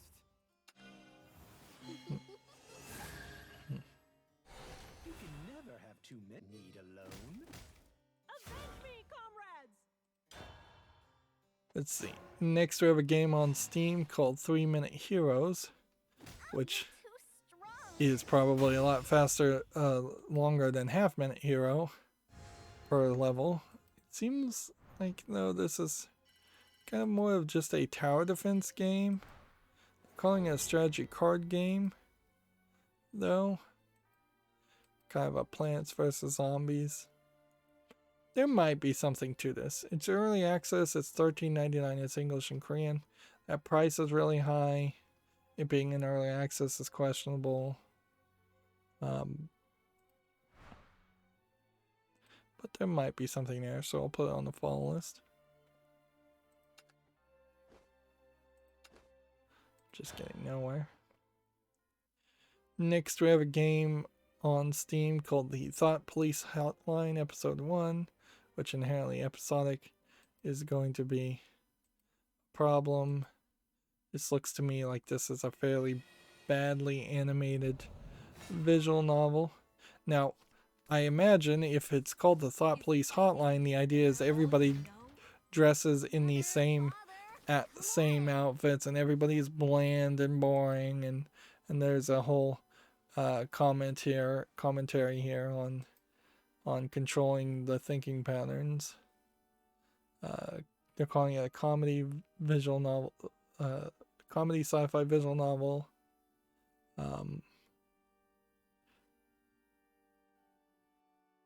So yeah, and you're just seeing a bunch of people, and that's probably it. Yeah. $5.99 for one episode, English only. Don't see enough there to justify even putting that on the follow list. Like, if somehow this comedy sci-fi visual novel actually came out and turned out to be something, and people which for visual novels that's highly unlikely to ever happen. But if it did manage to catch enough people's attention, I might consider it. Also, if it comes out with like an episode 2 or an episode 3, I'll reevaluate it when I see those episodes. But there is also that high chance that it will never come out with an episode 2. Gamatsu has an article here. The Neptunia Virtual Stars DLC character Kazuna AI launches December 10th in Japan. So,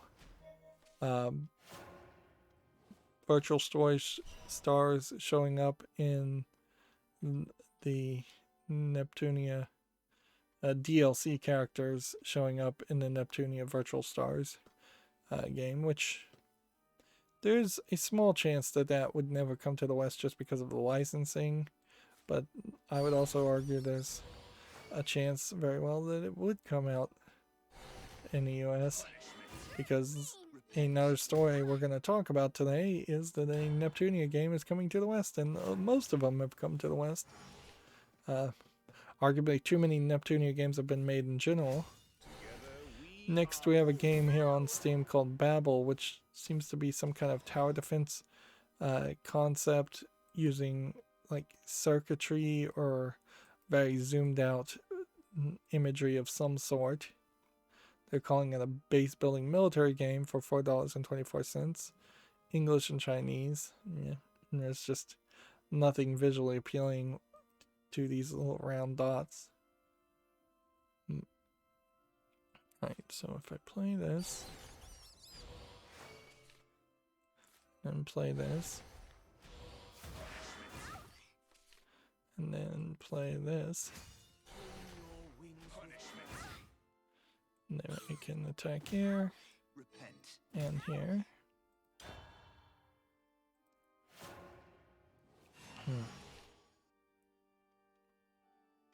We already talked about that. Gamatsu has a better article here talking about how the Siren and Gravity Rush creator Kiichiro Tomoya leaves Sony Interactive in Japan and establishes Bokeh Games.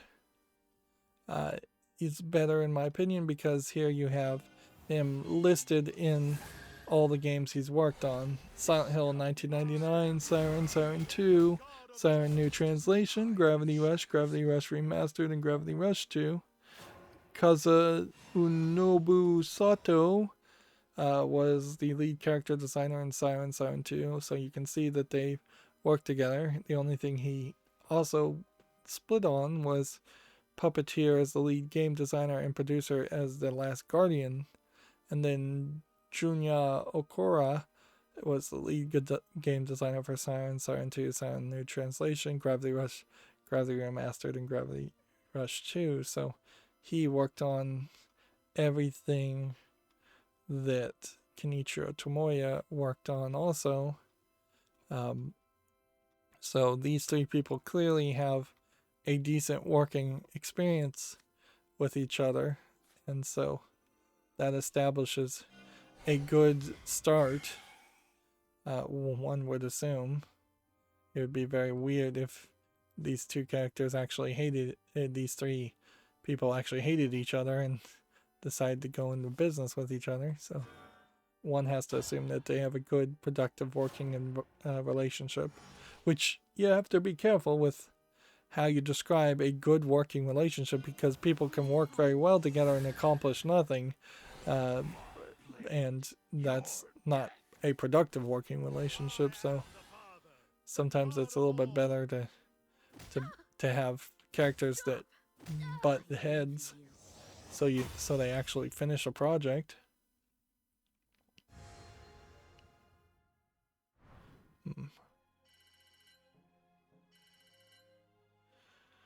Seriously, have I gotten a single victory today?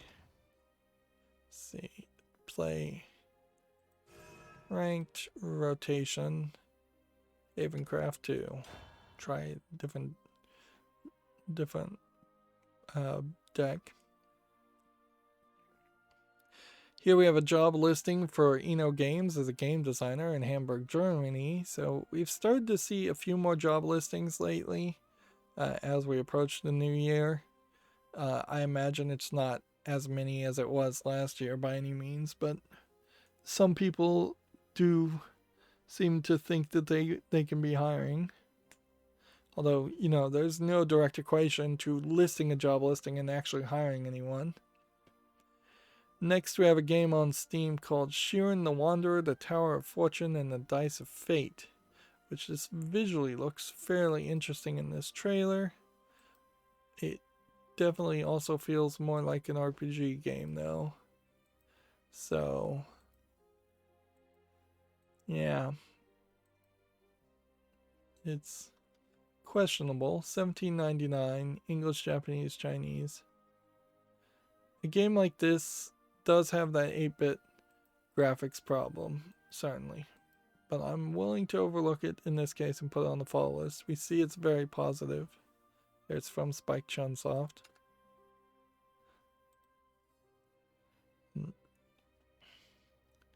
CEO of YouTube, Susan Wojcicki, tweeted out something 20 hours ago. At YouTube, we've been looking closely on how our policies and products are working for everyone, specifically for the Black community. Today, we're sharing an update, which inherently it always has to have that SJW bend on it, where the admission here is Susan Wojcicki would not have done anything to improve the policies and products for people if it wasn't affecting some special minority class that they're obsessed with, which there's plenty of minority classes that they are not obsessed with and that they don't care about one bit. But yeah, at the very least, that is YouTube related somewhat. Posts, which we very rarely get any posts on Twitter for Susan Wojcicki, and half the time it's only partially or not at all related to YouTube. I still feel like she's failed miserably just in general to be the leader that YouTube needs. And sure, maybe there is no leader out there that YouTube needs, but she hasn't really done anything that has impressed me. I thought I clicked on that article, but I clicked on some articles, so well, you know what, I'll just open it up again and click on the article. I can solve that problem fairly easily.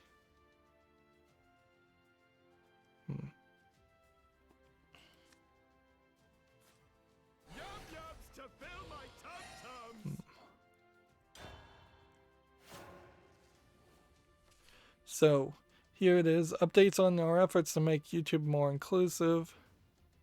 Let's see, let's go ahead and click that.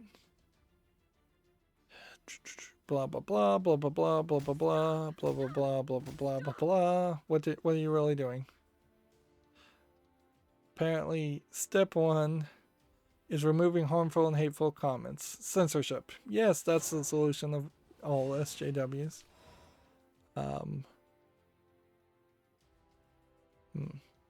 Keeping comments respectful. So that they're gonna start posting a thing where if your comments seem disrespectful, mean, hateful, they're going to ask you to edit it or post anyway, and almost certainly people will instantaneously be trained to post anyway. I don't feel like there is a single person that's going to change your mind in half a second of posting something. And inherently, this doesn't seem like they've so far changed the policy around a YouTube content creator's channel potentially getting community guideline strikes based on what one of their fans comments in some video. where the YouTube content creator is being held responsible for actions that they cannot control and did not create. So if this was in part a solution to say, hey, we realized that previous policy was total BS and ridiculous, then that would be a somewhat good thing in my book, but I bet it isn't.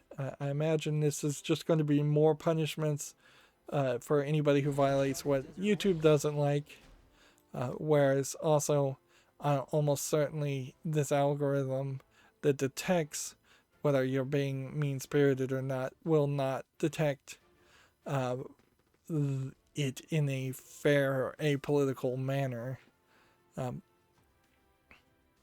Here they're highlighting the fact that they terminated 1.8 million channels since early 2019, and they've removed 46 times as many comments, so it's just really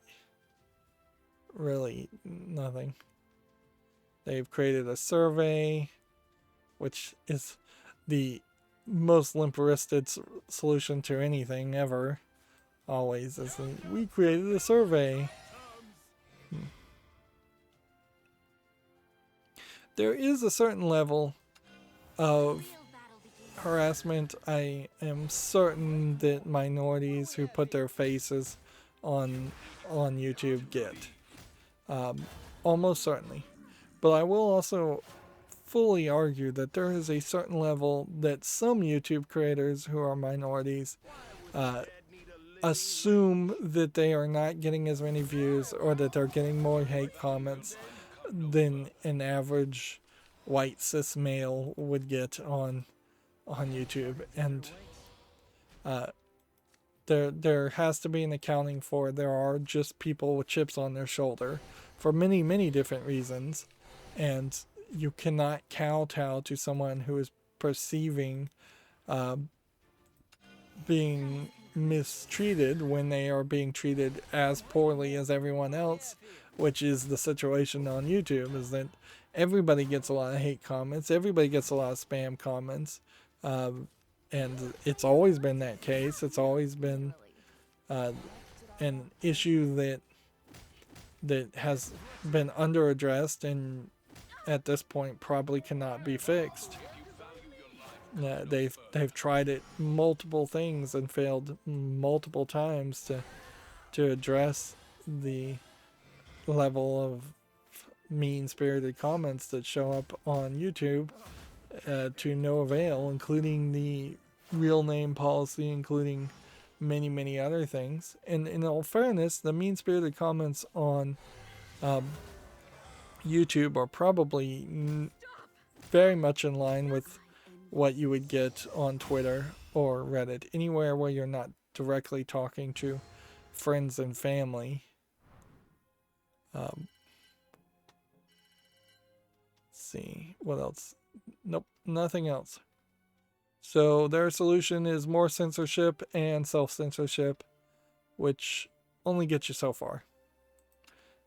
It really only gets you so far, and at the same level as it is still just a direct attack on free speech in one way, from many people's opinion. And inherently, the onus should not be on YouTube stopping people from saying mean things. The onus on YouTube should be YouTube offering an option that is opt-in to content creators to not see comments, which in all fairness, most content creators probably aren't reading the comments anyways. But they have plenty of filters already on comments for the back end of YouTube, where you can go through your comments and try and respond to them. It would be very easy to simply have a checkbox that says eliminate anything that has something that we think is mean-spirited, or that there are already rules against chat and block lists and things that you either opted in or opted out of. I think you would default opted in too.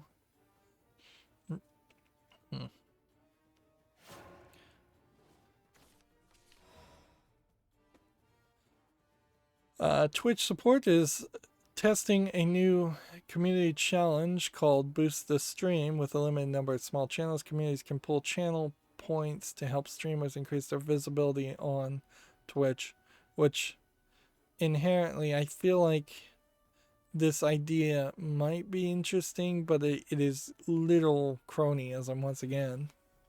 A boost places the stream in highly visible parts of Twitch so more people can discover awesome up-and-coming streamers, which means basically the really successful streamers can boost their friends or people that are part of their same secret like back-end company that's producing, I imagine, a decent number of streamers.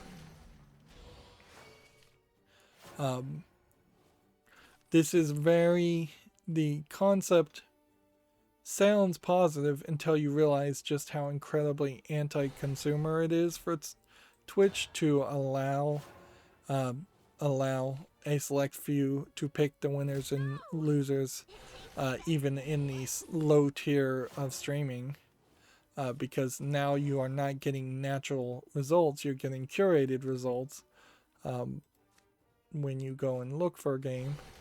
And streamers now will more and more become successful not because they're actually good at streaming, but because they are because they have secret support, which is exactly what people hate with YouTube.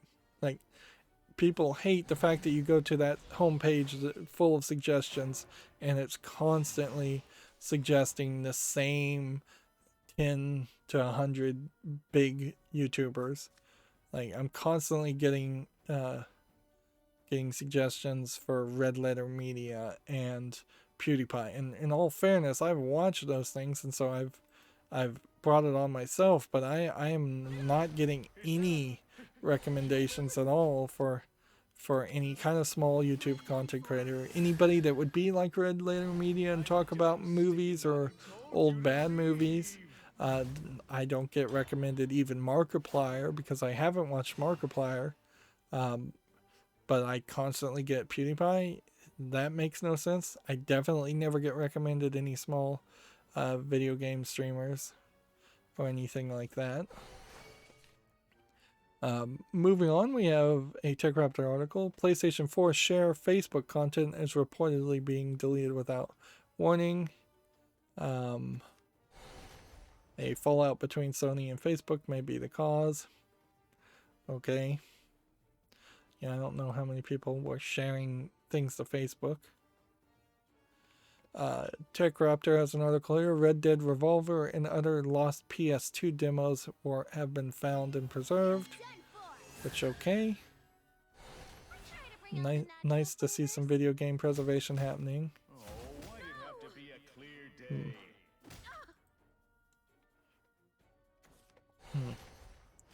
Next, we have a game on Steam here called Trials of the Argolis, which has a weird art style.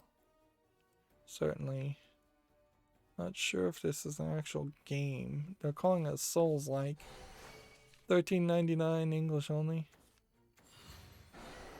Yeah, I'm not sure if this is an asset flip game or a small little indie game, or if there's something that's like really well programmed here, but there's just some lower graphics, or if maybe this is even potentially a mobile game.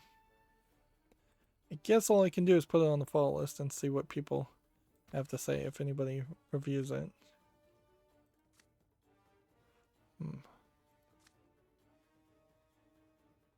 Okay. This. And then this. The real battle begins.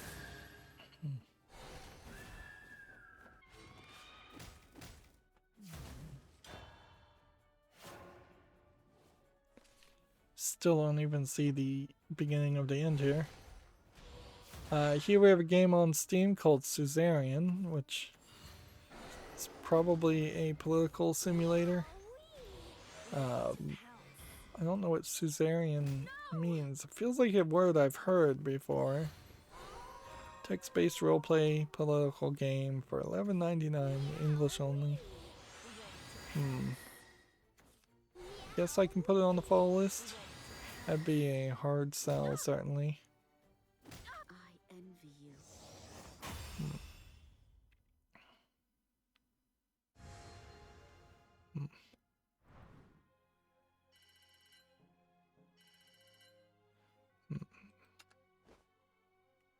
Let's see.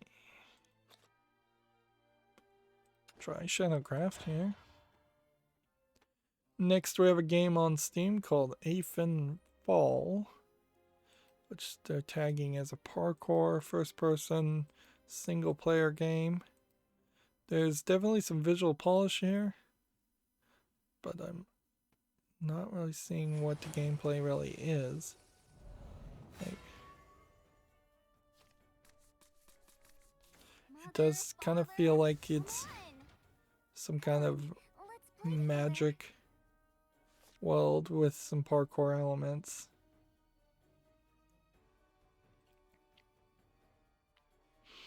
There is a certain idea certainly there. Like the idea of having magic with parkour makes parkour a little bit more reasonable, gives you maybe some outs when you mess up a jump, and it gives you something to do different compared to like the shooting elements in Mirror's Edge.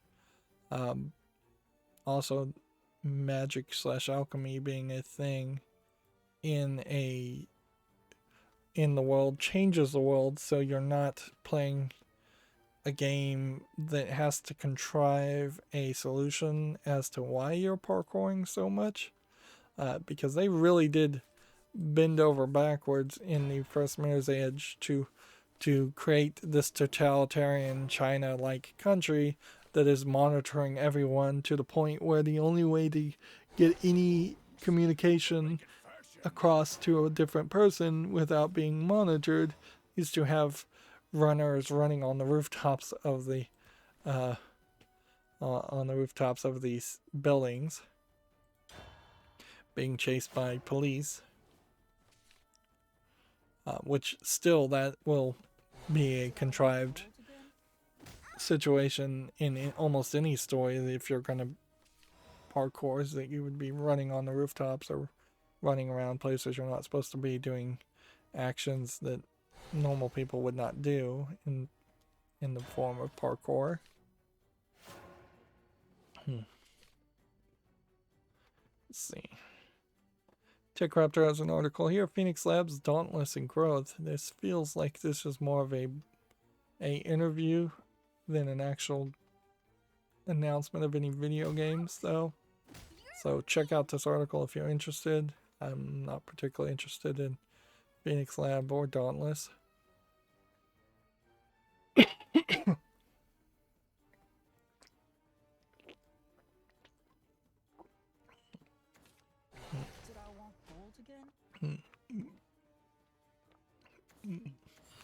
According to EA, it's Dragon Age Day. I'm fairly certain I played one Dragon Age game, but I only pretty much remember this character and maybe this guy. The rest of these characters may have played a role, but they seem to be fairly forgettable. And honestly, I'm not sure I even made it to the end of Dragon Age, whatever Dragon Age I've played. Let's see.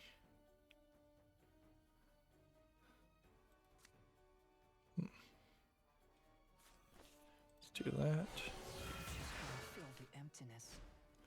Didn't do that. Coming for detestable. And then return. What they're not doing is announcing anything Dragon Age related, however. So don't get your hopes up that a new Dragon Age game is coming out. If anything, EA is more and more becoming nostalgic for its old games as it more and more becomes incapable of making a new game that anybody wants to play. Gamma Sutra has an article here. Enrollment has opened for the Apple fee reducing small big business program, bringing it down to 15% from 30%, which, okay. We'll see how many people get rejected on that. It is also Friday, and I have yet to see any major, like, adult game content. So we'll start the countdown and see if we see any next week. I wouldn't be surprised if maybe it even takes 2 weeks, since we're approaching the Christmas holidays, for them to get approved. Let's see.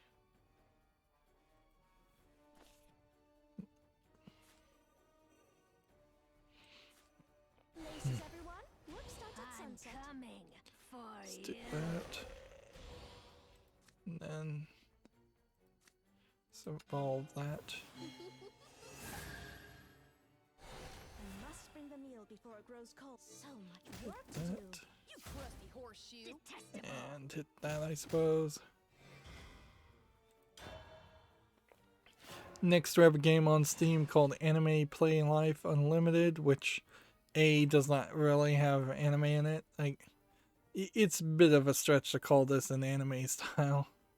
And B, seems to be really just a bunch of asset flips, and maybe they're even trying to put a game in here, but the game itself seems to be at best a life simulator, at worst just a assortment of random activities.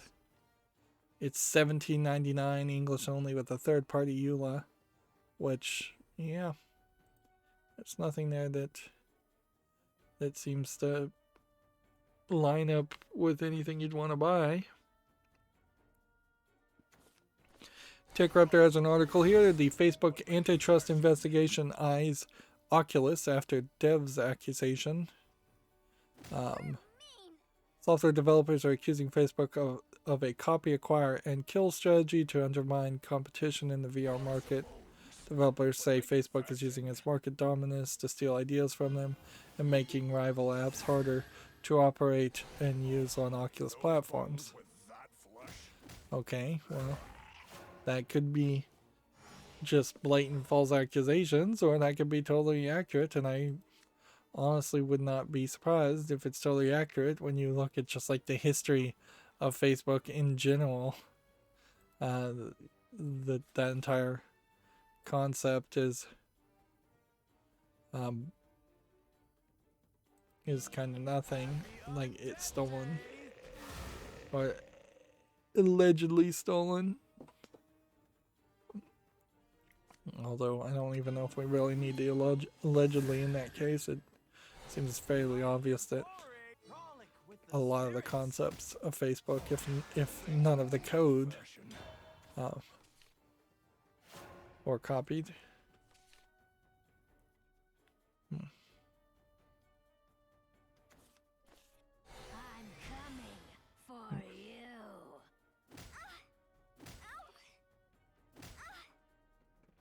You're too strong. See, the thing about the Facebook blog, specifically talking about how we're going to try and reduce the number of hateful comments, even the title of it saying we're trying to create a more inclusive environment, is so just SJW that it turns off half your audience in the first title read. Like, it would be so much more accurate and logical to say introducing a new methods to attempt to reduce hateful comments. Like, that's all you really need to say is focus on hateful comments. Get away from this SJW mentality of inclusivity being the goal always, and inclusivity being in their minds a world where people never say anything negative, particularly to minorities, regardless of whether the minorities need something negative told to them, or regardless of whether someone is saying something that is very true. In my opinion, inclusivity cannot be boiled down and redefined as a world where only positive things are spoken. That's not inclusivity. That's just censorship on a different end.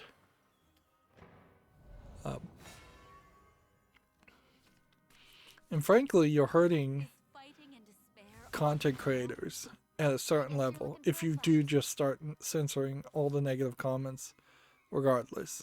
Like you're creating this false reality, you're creating a unhelpful narrative, you're just lying to them, you're bootlicking, you're kowtowing to creators, you're making them feel good, but that won't make them better creators if they're not hearing the negative responses, and it won't make them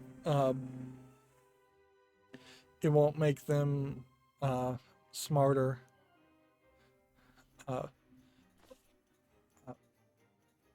happier creators in the long run, because they won't get more views. So they're at odds with their own goal. As a small YouTube content creator, if I had 100% of haters coming to my channel every time I streamed, every time a video came up, and it was just 100% downvotes, and everybody hated it, and everybody was just calling me names and being mean to me as much as possible, saying they slept with my mother and things like that, saying they slept with my father. Hey, let's not gender it. There's a level there where either I need to learn what did I do to inspire such hate, which maybe I wouldn't even really care that much, because I really shouldn't care about what random strangers on the internet have to say about me or say to me. But also, there's a level there where I could say, you know what? This is better than what I used to get, which is what I'm getting right now, which is no passion at all. No comments, no views, nothing like that. No thumbs up. So I'd much rather have an audience of loyal 1,000 to 10,000 haters, 100% haters, watching my stuff, hating it, saying it's garbage, than I would want to stay in the situation where I am right now. And in my experience, the percentages don't really break out that way. You don't get 100% hating. Even if you do like the most vile, repulsive content at all, you still get about 50% of people who like that content, ironically or otherwise. And in my experience, I've gotten, I would argue, close to 99.5% positivity when I do get comments. My audience is as small and inconsistent as it may be, has been incredibly positive. And the people that don't like my content, which might be the vast majority of people who see my content, don't bother to comment at all. They just move on. I seem to be getting victories here simply on disconnects more than anything. But my network lag issue has still really not been an issue.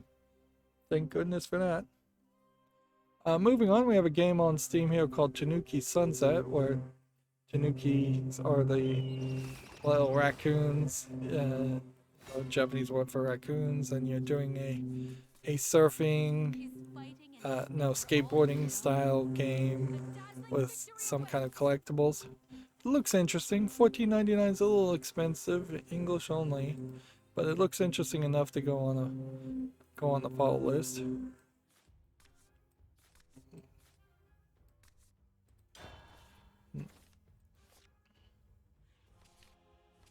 Tinkertown has an article here. The Persona 4 mod restores Yosuke's romance, which I'm not sure why Yosuke's romance would be missing if it weren't a case that Yosuke's romance was either gay or he transitioned genders at some point. Yeah.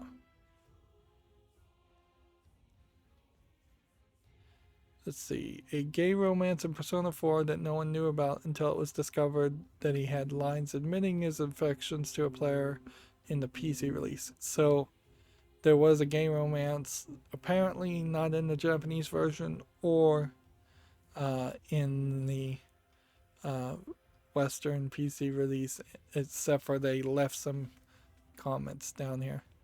And that does feel like that's kind of in line with what would likely have happened, because in particular Persona has been attacked by, mainstream video game journalists, quote unquote, for some of the content in Persona 3, and the way some of the story was depicted and the way some of the story was translated,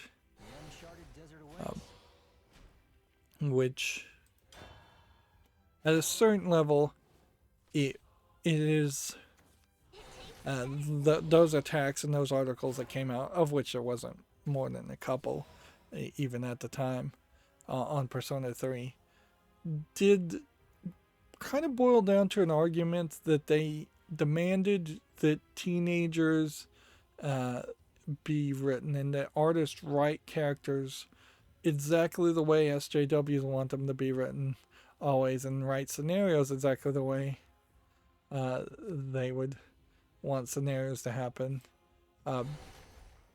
which oddly made this scenario that claims that art cannot be or depict repulsiveness or people acting incorrectly against some moral arbitrator's decisions, and that's just not something art can ever agree to, frankly. It's insane to say an author can't touch upon subjects or have characters do something that is against norm or against what would be acceptable. At a certain point, then you are arguing that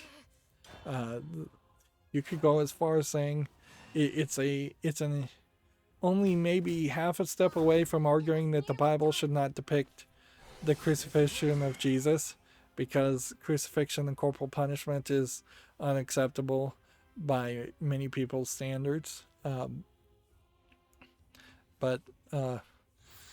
that Lolita is a book that should not exist or be allowed to exist because it's a story of a pedophile being a false narrator telling his romanticized deluded vision of what occurred. I mean, it pretty much ruins all art everywhere, frankly, because there's literally no way to have any kind of different story that isn't just a like kindergarten's tale of all the friends came together and then they had cake and then they sung songs. Like, unless you want all stories to be bland and saccharine and predictable, you cannot go into this idea that artists are not allowed to touch upon certain subjects, regardless of what the subjects are. You can't have the movie Roots, because all Roots is the depiction of the horrors of slavery.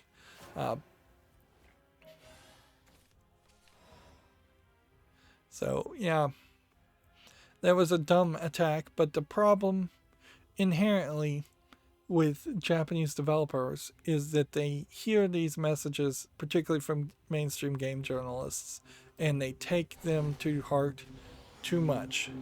And because they take these messages to heart way too much, they end up censoring themselves, and that is just the general Japanese personality, is that they will just kowtow to authority always. So that has hurt the creation of several Japanese games in a very negative way, since it is also the mainstream video game journalists who are SJWs. Those are also exactly the people who would never play a Japanese game in general at all. They are only playing Persona because it's their job.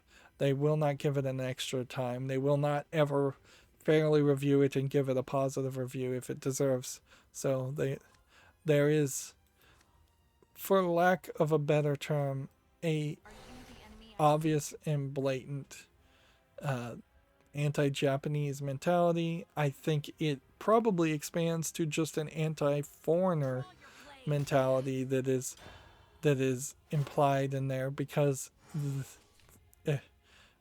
anti-foreigner might be the wrong word. It's an anti-different culture. It's a, as much as SJWs talk about inclusion, they actually don't want to include other people's opinions or cultures at all. So they want only Western games and games developed by Western companies to succeed, particularly in part because they have much more influence and over the Western game developers, to the point where you get The Last of Us 2 and Life is Strange series, and games that are just completely flooded with SJW mentality. But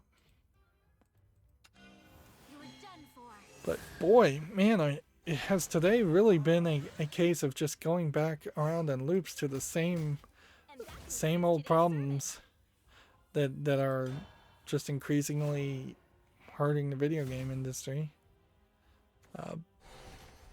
But I don't feel like I'm talking about these unprompted. Each of these incidences were based on a news story.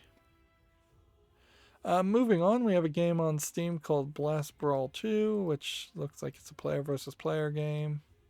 Looks like it's a little visually polished, but it also has some darkness, and it's $8.49, and I don't think there's really a single player experience to have here.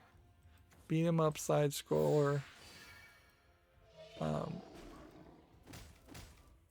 Yeah, I just don't see enough of a gameplay element that attracts me, and maybe there is some single player content there, but I'm not sure.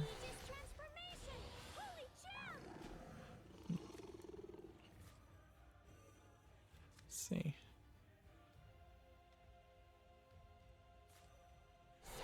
It was nearly done.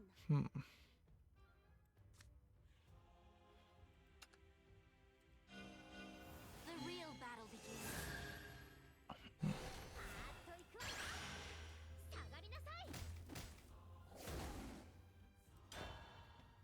Sorry, yep.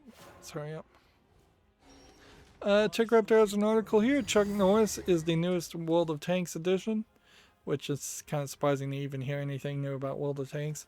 Also, I feel like this is probably a stock image of Chuck Norris from perhaps 10 years ago. I feel like if you got a normal image of Chuck Norris from today, he'd probably look fairly old. Although, looking at his face, he is seemingly very, very freckled and sun exposed. And he's wearing a thick coat, probably to hide a aging gut line. But yeah, Chuck Norris is old, so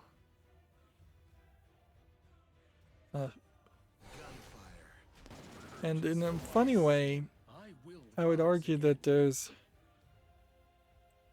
there's been a failure to find like a new Chuck Norris type character, and a failure to find any of the more eclectic personalities. Perhaps that is because they are very unique style characters. I know that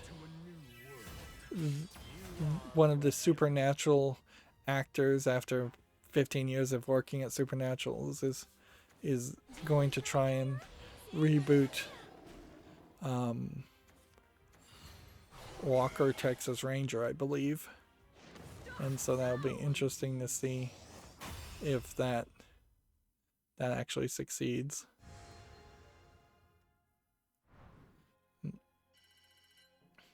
Alright, at this point it's 2 hours and 40 minutes. So I'm just going to stop playing Shadowverse because we're not getting done with that any time fast. Like, in theory, if I could get one more random victory, I would be done with everything, but in practicality, connecting, even just wasting time and connecting to accounts and then completely ignoring them is just too much effort. Tinkertown has an article here. Magicka creators Arrowhead Games announces their next title. It's a next-gen co-op shooter. They also made Gauntlet and Helldivers and the Showdown effect. So, okay. New games beginning to be announced. Here, Gama Sutra has the article. Payday maker Starbreeze has settled debts with a majority of creditors. Oops. Excuse me. But, yeah. So, Starbreeze in particular feels like a very badly run company that either is doing something genius that I can't understand what their finances, or is attempting to do something very scammy that I don't understand, or just doing an extremely bad job in general of running finances. Next we have a game on Steam here called The Orange Rice, which looks like it's just a platforming game with not really great graphics. It's $8.99 English and Spanish Latin America. Nothing interesting there. Let's see, here we have a game on Steam called is that how you spell Bohemian Rhapsody? I thought it was B-E, so I guess it's Bahamian Rhapsody, as in the Bahamas? A visual novel, dating sim. Seems like all the characters feel like they are fairly drawn the same way. You have a red-headed lady, and then you have a brown-headed lady and a darker brown-headed lady. They all seem to be fairly wide-hipped, kind of small-breasted, very thin waist. It's tagged LGBTQ. How many potential lesbian visual novels from the West have I on my wish list?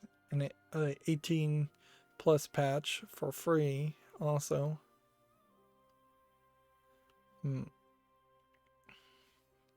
Yeah, I'm gonna put this on the fall list, but I don't know. I really don't know if there's actually enough of a game here. I'd like to see the reviews on that. Although at a certain point, Westerners may very much appreciate visual novels that are only 20 minutes that have 6 nude sex scenes, compared to the Japanese appreciation of visual novels where they want 80,000 words and for it to last 60 to 200 hours for the same amount of nude sex scenes. Although I'm not sure if modern Japanese players even want that, or if this has just more become a tradition. Next we have a game on Steam here called Deadly Dozen Pacific Theater, which kind of looks like a generation or two behind first-person shooter. It could very easily just be an asset flip game. It's $6.69, English only. It's being published by Ziggurat, and I feel like I recognize Ziggurat. Yeah, they're the publisher that has published Blood Rain. Ziggurat's kind of inconsistent on quality. Alright, well, I'll put this on the follow list. We can see that this is a 2002 game, so... But it also isn't really a relevant game, even though it has come out in 2002. We also have another old game called Bop and Wrestle, which seems to be just a pixel wrestling game for $3.34, English only. Nothing there. No reason to put that on the fall list. Here we have also Cycle Mania, which looks like a cycling game from 1994, $3.34. Yeah, if these were games that I recognized and I had played back in the day, I would potentially consider it, but they aren't. Here we have Nine Witches Family Disruption, which is tagged as a point-and-click adventure game, which it feels definitely like a Maniac Mansion style game. It's a little too pixely for my liking, but I might be able to overlook it. $15.99 is also very expensive though, so I'm gonna put that on the fall list. We're having quite the list here of games that are really overpriced today. Tinkertown has an article here. Persona 5 Strikers hits the West on February 23rd. So yet another Persona game is coming to the West. Almost certainly all the Persona games are coming to the West. Although, once again, perhaps with some censorship. Next we have a game called Conflict of the Universe, which looks to me like it's an asset flip space game of some sort. It's early access, $3.74. PvE arcade game. Yeah, I don't see anything interesting there. Here we have a game called iGuide Kenosis VR, which sounds like it's a VR game where you can wander around and see some ancient history. The Kenosis Palace in Crete, which very possibly doesn't exist anymore. It requires VR. It's $15.99. It's English and Greek.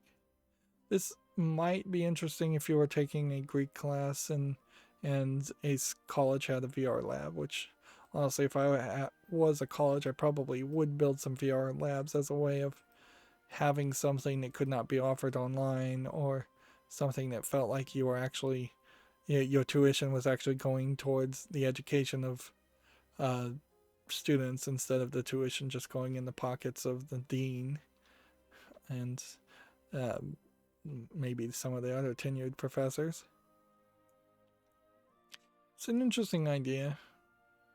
The problem with something like this though is you put this on the fall list and it very possibly is never going to leave the fall list because of it being VR only, and it also not really being justifiable to play.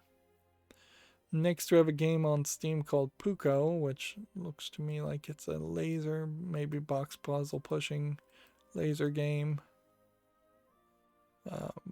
Yeah, $3.59 feels like the right price here.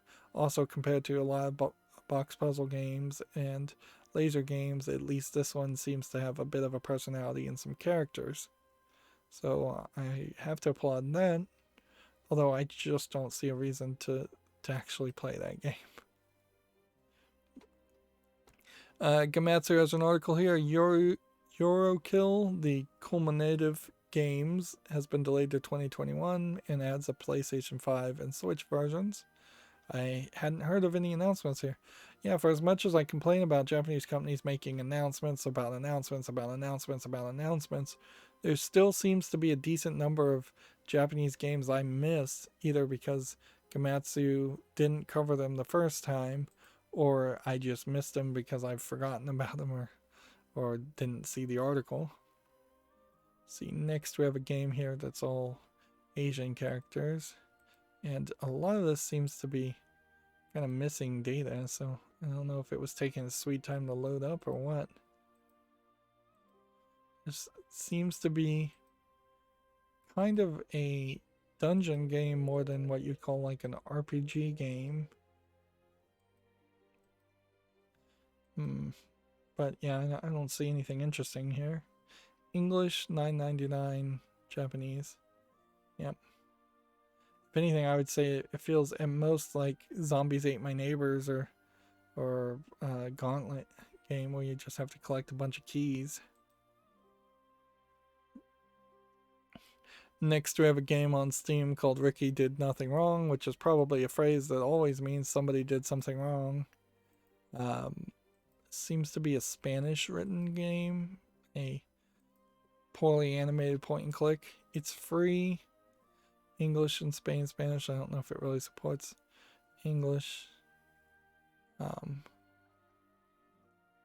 yeah, apparently you can play it in English. Just don't think there's enough of a game there to justify playing a free point and click like that. Next, we have a game on Steam called Meatball, which seems to be a orientation gravity puzzle game where you're trying to get a meatball, I guess, into the final ring. 84 cents, bunch of languages, 10 achievements. Doesn't look interesting enough for my time. Next we have an all Asian titled game, which is almost certainly a Chinese RPG, and unfortunately they all look the same. It's free to play. It's an MMORPG Chinese game. We're still seeing these on a weekly basis, but we're not seeing a ton of them either, so at a certain level we're probably moving in the right direction. Next we have a game on Steam here called Football Girl, which this is just low effort asset flips of models, and it doesn't seem like it actually is a soccer game by any means. It seems like it's just a low effort physics game that when you're actually even playing the game, you don't even get to see the customized character you're looking at. Which this definitely is of the level of quality of a game that where you would expect it just to have nudity in it, and it doesn't. So maybe there's finally been some curation going on. This is 59 cents, and you can definitely see the graphics look pretty terrible. It's English, Japanese, and Chinese, so take your pick as to who's guilty of making that one. Next we have The Adventures of Sadokar Chapter 1, which looks like a RPG Maker game. And yeah, it just looks like all the other RPG Maker games. $11.99, although apparently $11 for only Chapter 1, so an incredibly overpriced RPG Maker game also. Next we have Amulet of Time, Shadow of La Rochelle from HH Games, which we haven't seen too many hidden object games in the past couple of weeks. So HH Games is bringing out another hidden object type adventure game. And $6.29 is definitely more reasonable than what Big Fish Games tends to release as. And I haven't seen anything from Big Fish Games in a while either. Next we have a game on Steam called Leaf Blower Revolution, which seemingly you just run around and blow leaves, maybe for a score increase. Free to play with then some premium pack for $21.24, English only. Yeah, this just seems too simplistic to buy. Alright, let's at this point start covering the news only because we're approaching 3 hours, and then I may just have some games left over on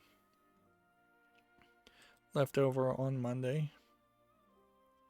I wanted to mention this. Major Nelson tweeted out this game called Runeverse is now available for Windows 10, Xbox One, and Xbox Series X and S. This looks like a Japanese RPG game that I recall hearing about before. And it definitely caught my interest, so I was going to investigate and see if that is on Steam, which I guess inherently I can do that right now, can't I?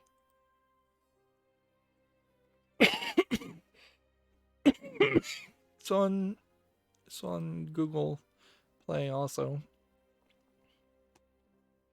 Yeah, it did just come out on Steam. And then when we actually see it, it is an RPG game that looks a lot like RPG Maker, although I would argue there might be a few elements here that kind of stand out as not being RPG Maker. Like this. Whatever that is, looks different. And 5 characters following you feels a little bit different. And yeah, this interface feels a little bit different. And this interface definitely feels different. I'm going to put this on the follow list, but inherently a game like this may fall out of favor very quickly on the follow list. English and Japanese, $13.29. Gamma Sutra has a job listing for Gameforge as a lead game designer in Karlsruhe, Germany. I don't know how you'd pronounce that. Karlsruhe, Germany. Let's see.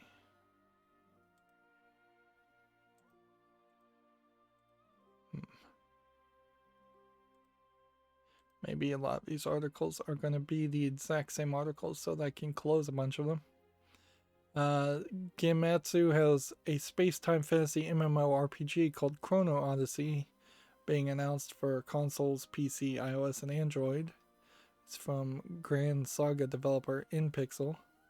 This looks like some very hyper-realistic graphics and kind of a Joan d'Arc character.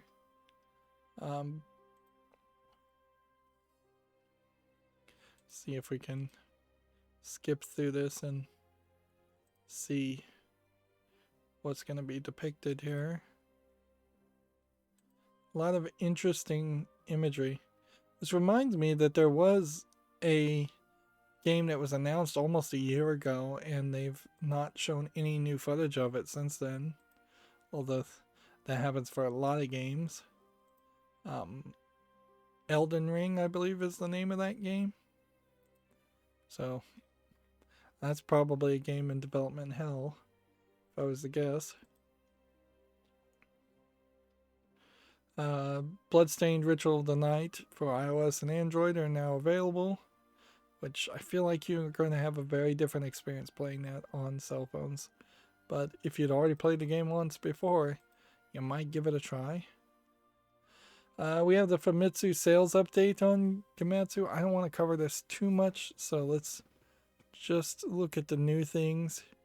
Take no Tatsujin Rhythmic Adventure Pack is new at number 6. And then Labyrinth of Galleria for PS4 is new at number 15. So not a lot of new sales. Zoid's Wild Infinite Blast at number 17. Switch sold 117,000 sales last week, while the PlayStation 5 in comparison sold 28,000, so the Switch is still beating them horrifically, including the fact that the Switch Lite alone nearly sold as many as the PlayStation 5s. And who is catching up now? You can see the Xbox Series X is selling as many as the PlayStation 4 is, so they're about 1,000 apart. Whereas the lifetime sales of the Series X is considerably smaller than the much longer last generation PlayStation 4. You can see the PlayStation 4 Pro is totally not selling. and the 3DS is not selling, 3DS LL, and Xbox Ones are not selling. But this actually feels like a generation where Microsoft might actually gain some market share in Japan. I don't think they're going to succeed in Japan by any means. I think Major Nelson's retweeted this Game Informer article talking about how Xbox is exploring accessibility efforts previously ignored, including epilepsy, which might be an interesting argument. Theoretically, I imagine a TV could put a frame delay in all of its footage and test the brightness overall on average of a single frame, and then either reduce or increase the brightness of that single frame so it is not different from the previous frames. And visually that might look horrible, but it would stop any bright flashing lights. But I think at a certain point, people with such severe, easily triggered epilepsy probably should just not watch TV. They should become very, very good book readers and music listeners and things like that. And they probably shouldn't play video games. And that's a sad thing to say, certainly, but sometimes that's just the case. If you're disabled, and I would include epilepsy as a disability, there are just some parts of regular normal life you just can't be a part of.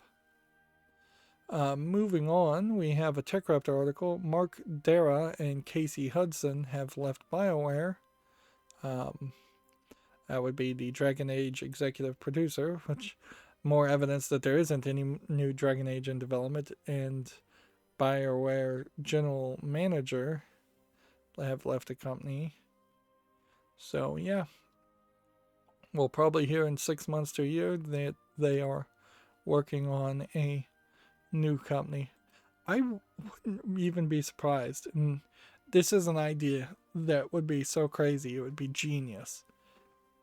I wouldn't be surprised if G4 in his reboot hired a bunch of game developers to work as video game critics, as reviewers, or just to be commentators and give their perspective as former game developers on the current games that are coming out.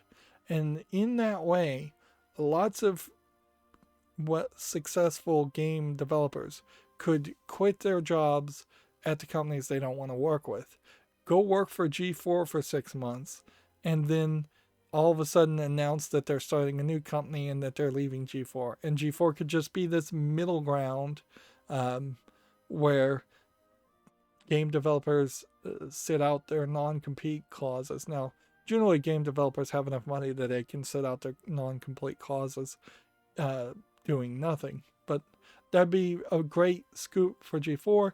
They could constantly cycle in other game developers who are sitting out non-competes.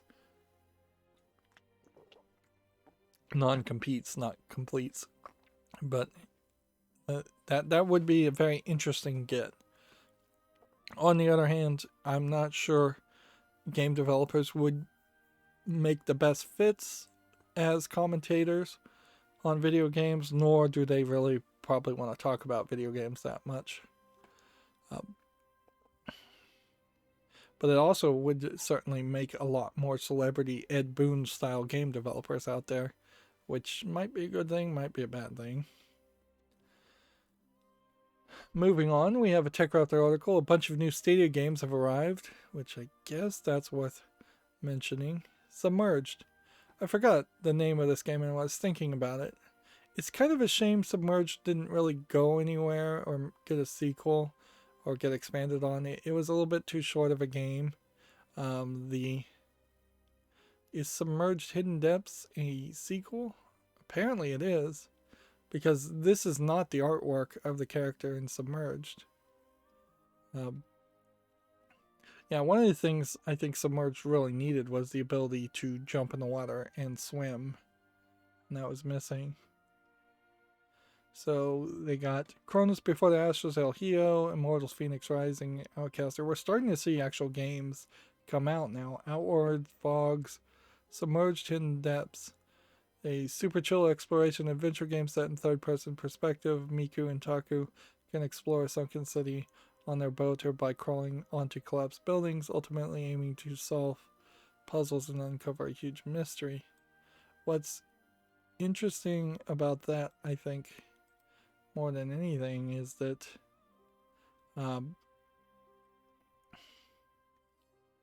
that would not have been something more. Yeah, immediately searching this. Here we have this website called 9 to 5 Google.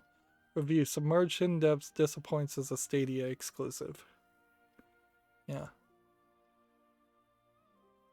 And that's kind of a shame, because I kind of wanted Submerged to succeed. The characters didn't talk in the first game, and that was part of the problem too, is that there seemed to be, they spoke in a non-English, non-real language.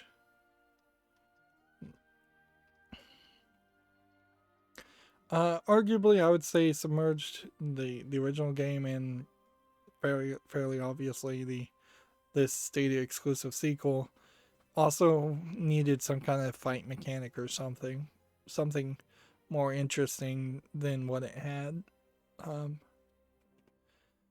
Maybe even go as far as the Zelda Wind Waker route and have dungeons.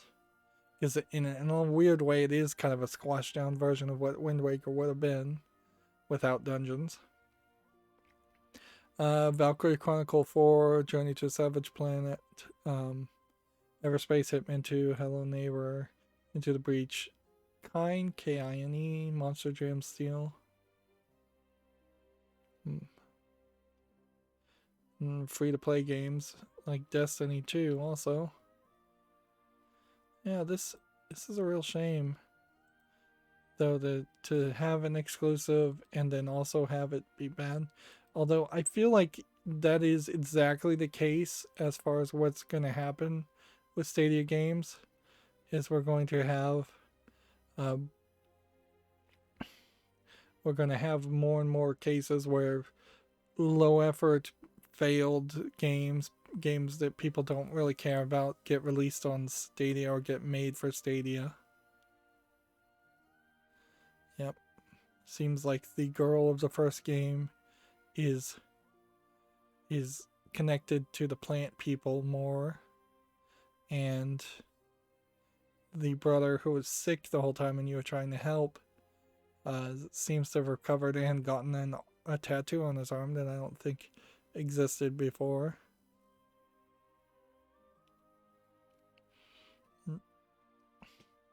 And it seems like there might be some places where you light towers and you play as the boys sometimes.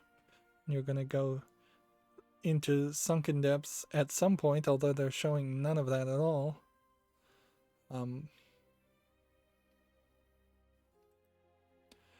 Hidden depths.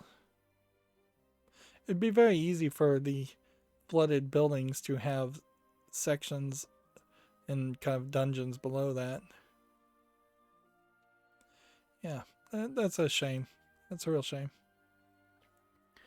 Next, we have a game called, we have an article from Gamma Sutra. Modio raises $4 million to grow its cross-platform modding studios. I guess that's Mod.io, is how it's pronounced. Yeah, with a period. Cross-platform modding is an interesting idea. It really would heavily depend on the platform's support more than anything. Game Sutra has an article. Small developers and creators can now use Fmod Studio for free, a end-to-end audio solution. I feel like I've seen a few games that have used Fmod, but I don't feel like it's, frankly, something that a lot of people have used. And at a certain point, I don't know how many audio solutions you really need that isn't just built into just like Unreal or anything, or just use a standard Audacity or whatever the like Photoshop equivalent would be for audio engineering these days. And I still don't feel like there's a great solution or a great embracing of surround sound, or even like more 3D environmental sound effects for even headphones in video games. Hopefully the next generation might push a little bit more movement in that direction, but I imagine they won't do much. Moving on, we have a TechRaptor article. A VTuber begs Atlas to stream Persona 3 and gets Twitter trending, which, like, yeah, at certain point, we know that a lot of YouTubers would like to play Persona 3 in the Persona series and stream it without being content ID'd, and I think actually shut down directly in this case, not even content ID, just DMCA'd.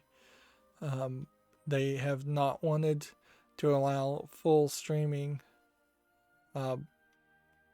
and I don't think they've even given even unique YouTubers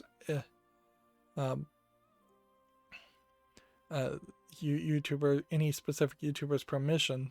So this very well might be a case where this one VTuber gets permission to stream it and nobody else does, which would also just be inherently unfair. But this is an argument that needed to be taken public, and this needed to be brought in the face of Atlas, and Atlas of Japan in particular, and telling them straight up, like, your obsessive Japanese application of Japanese copyright to American copyright does not work. Your obsessive attempt to protect such an old game now as Persona 3 does not work. You're losing the fandom by doing things like this. You're not losing sales. Even if they were going to make a fairly arbitrary time limitation thing where they said people can stream Persona 1, 2, and 3 now, but we're not going to allow Persona 3, we're not going to allow Persona 4 or Persona 4 Strikers or Persona 5. Even if it was just you can play the old games right now, and then we'll let you stream every game 2 years after it's been released, that would be not legally enforceable, but at least it would be some middle ground. Moving on, we have a Gematsu article. Neptunia Reverse is coming to the West in 2021. I did say there was another Neptunia game that was going to come out. I have so many of these Neptunia games and I have not gotten around to playing any of them. Although I'm not sure I need to actually play all of them. Reverse might be the updated enhanced version of Hyperdimension Neptunia Rebirth 1, so it's like the second or third remake of that series. TechRaptor has an article here. PS5 Vita game, PlayStation Vita games can't access the PlayStation Store.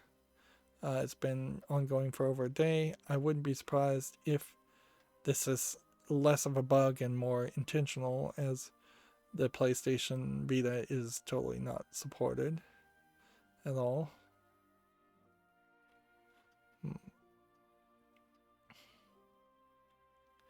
Let's see. So many YouTubers tweeting out the same articles about YouTube's new censorship plan. Gamma Sutra has an article. Call of Duty made $3 billion for Activision in 12 months. So clearly Call of Duty is still making Activision money. Nothing really more to say there. TechRaptor has a review for a game called Per Aspera, which seems to be a top-down strategy game. Maybe a tower defense game. Does not look interesting to me from the visuals. They gave it an 8.8. Prospero is a stunning realistic planet builder in which you play as an AI test for terraforming Mars. Although its pace is sometimes slow, it's an extremely educational game with a surprisingly deep and touching story. Pros or commitment to real-world science makes it an educational play experience. Engaging narrative built around a well-developed central character. Sandbox mode silos you to play around and create ideal Martian environment. Cons is visually busy interface can lead to information overload, steep difficulty curve especially in early game, slow paced beginning which ramps up only gradually.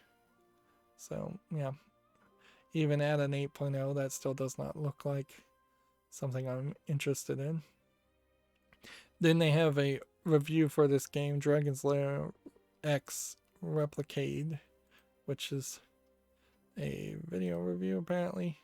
You can see here it's Dragon's Lair on a tiny screen with a control stick and buttons. The question to ask something like this in particular would be, is there a way to plug in a USB device or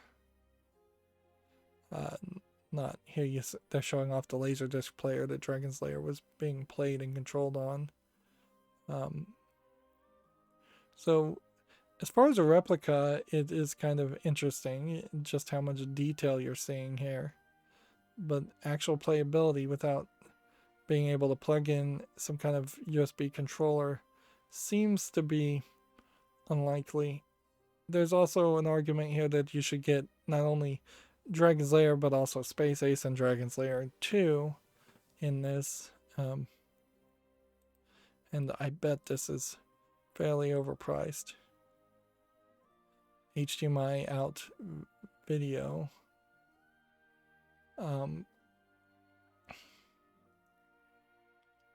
Says it has comfortable controls. This is a weird breakdown though of their videos, and typically I don't pay any attention to their videos, but Tinkertown is trying to do more of that. Rechargeable battery pack seems a little weird too. Of course, you really have to question. See, now the videos jump to something completely different, so their players is totally messed up. Let's jump to another one of their videos.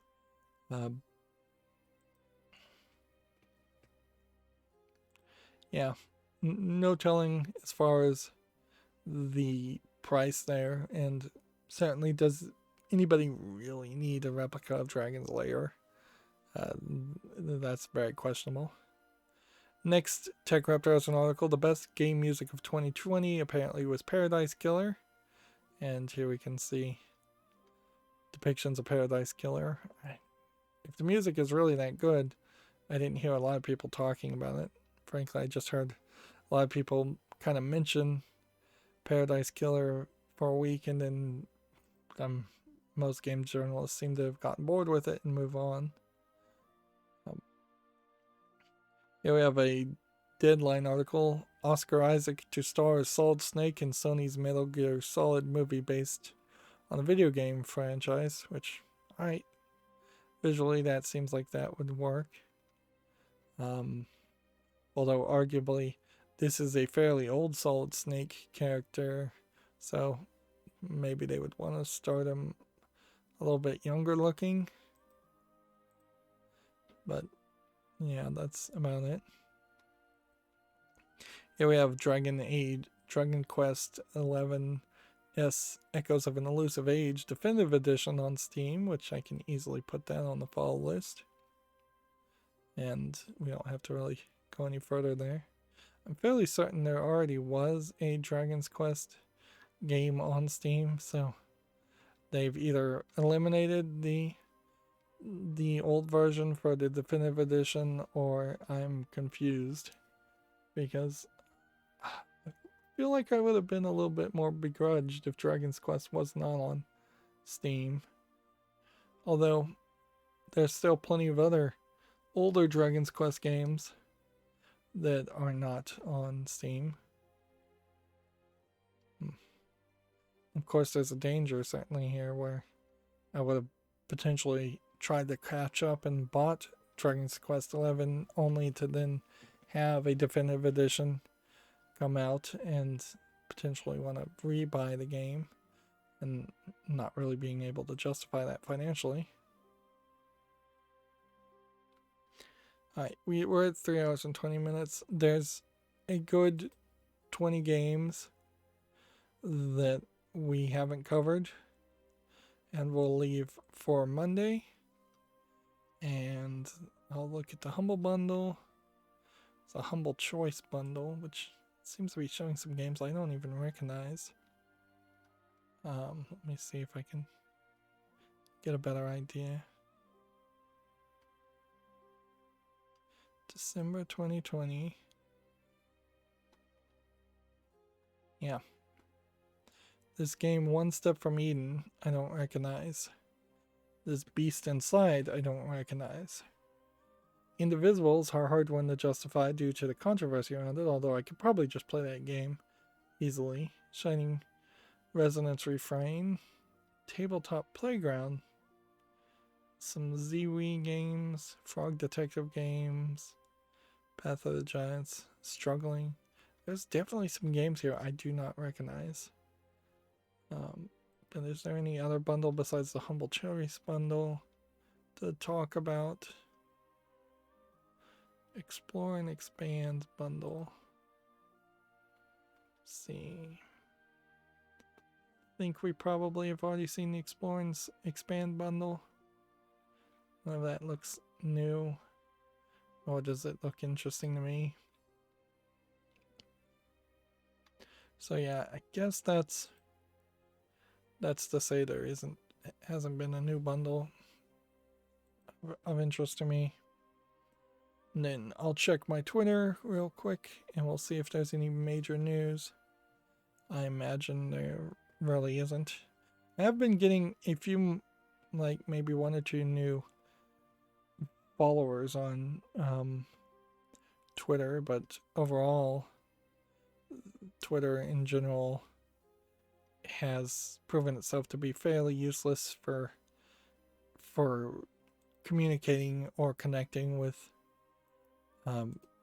people. It seems like it really is just a news feed, like an RSS feed, which I was already fairly doing well to emulate and get information from RSS feeds.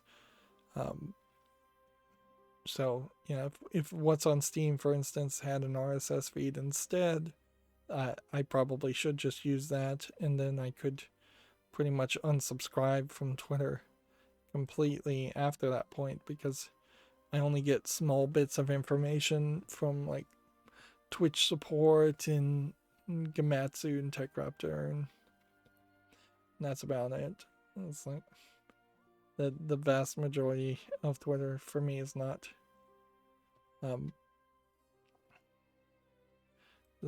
really anything useful. Let's see. Is there anything new that's even happened? Not really. Alright, well, we have exactly 0 dropped frames today. Still some due to rendering lag and encoding lag, but less than 0.0%. So no real issue there. That's going to be it for this stream. As always, I ask you to like, share, subscribe, comment, and watch every second of my videos. If you want a friend or follow me on any social media sites, there's a bunch of links down below. And if you want to support me further, there's a link to Patreon, or you can friend me on Steam and gift me a game off my wishlist. Thank you for watching. Have a good evening.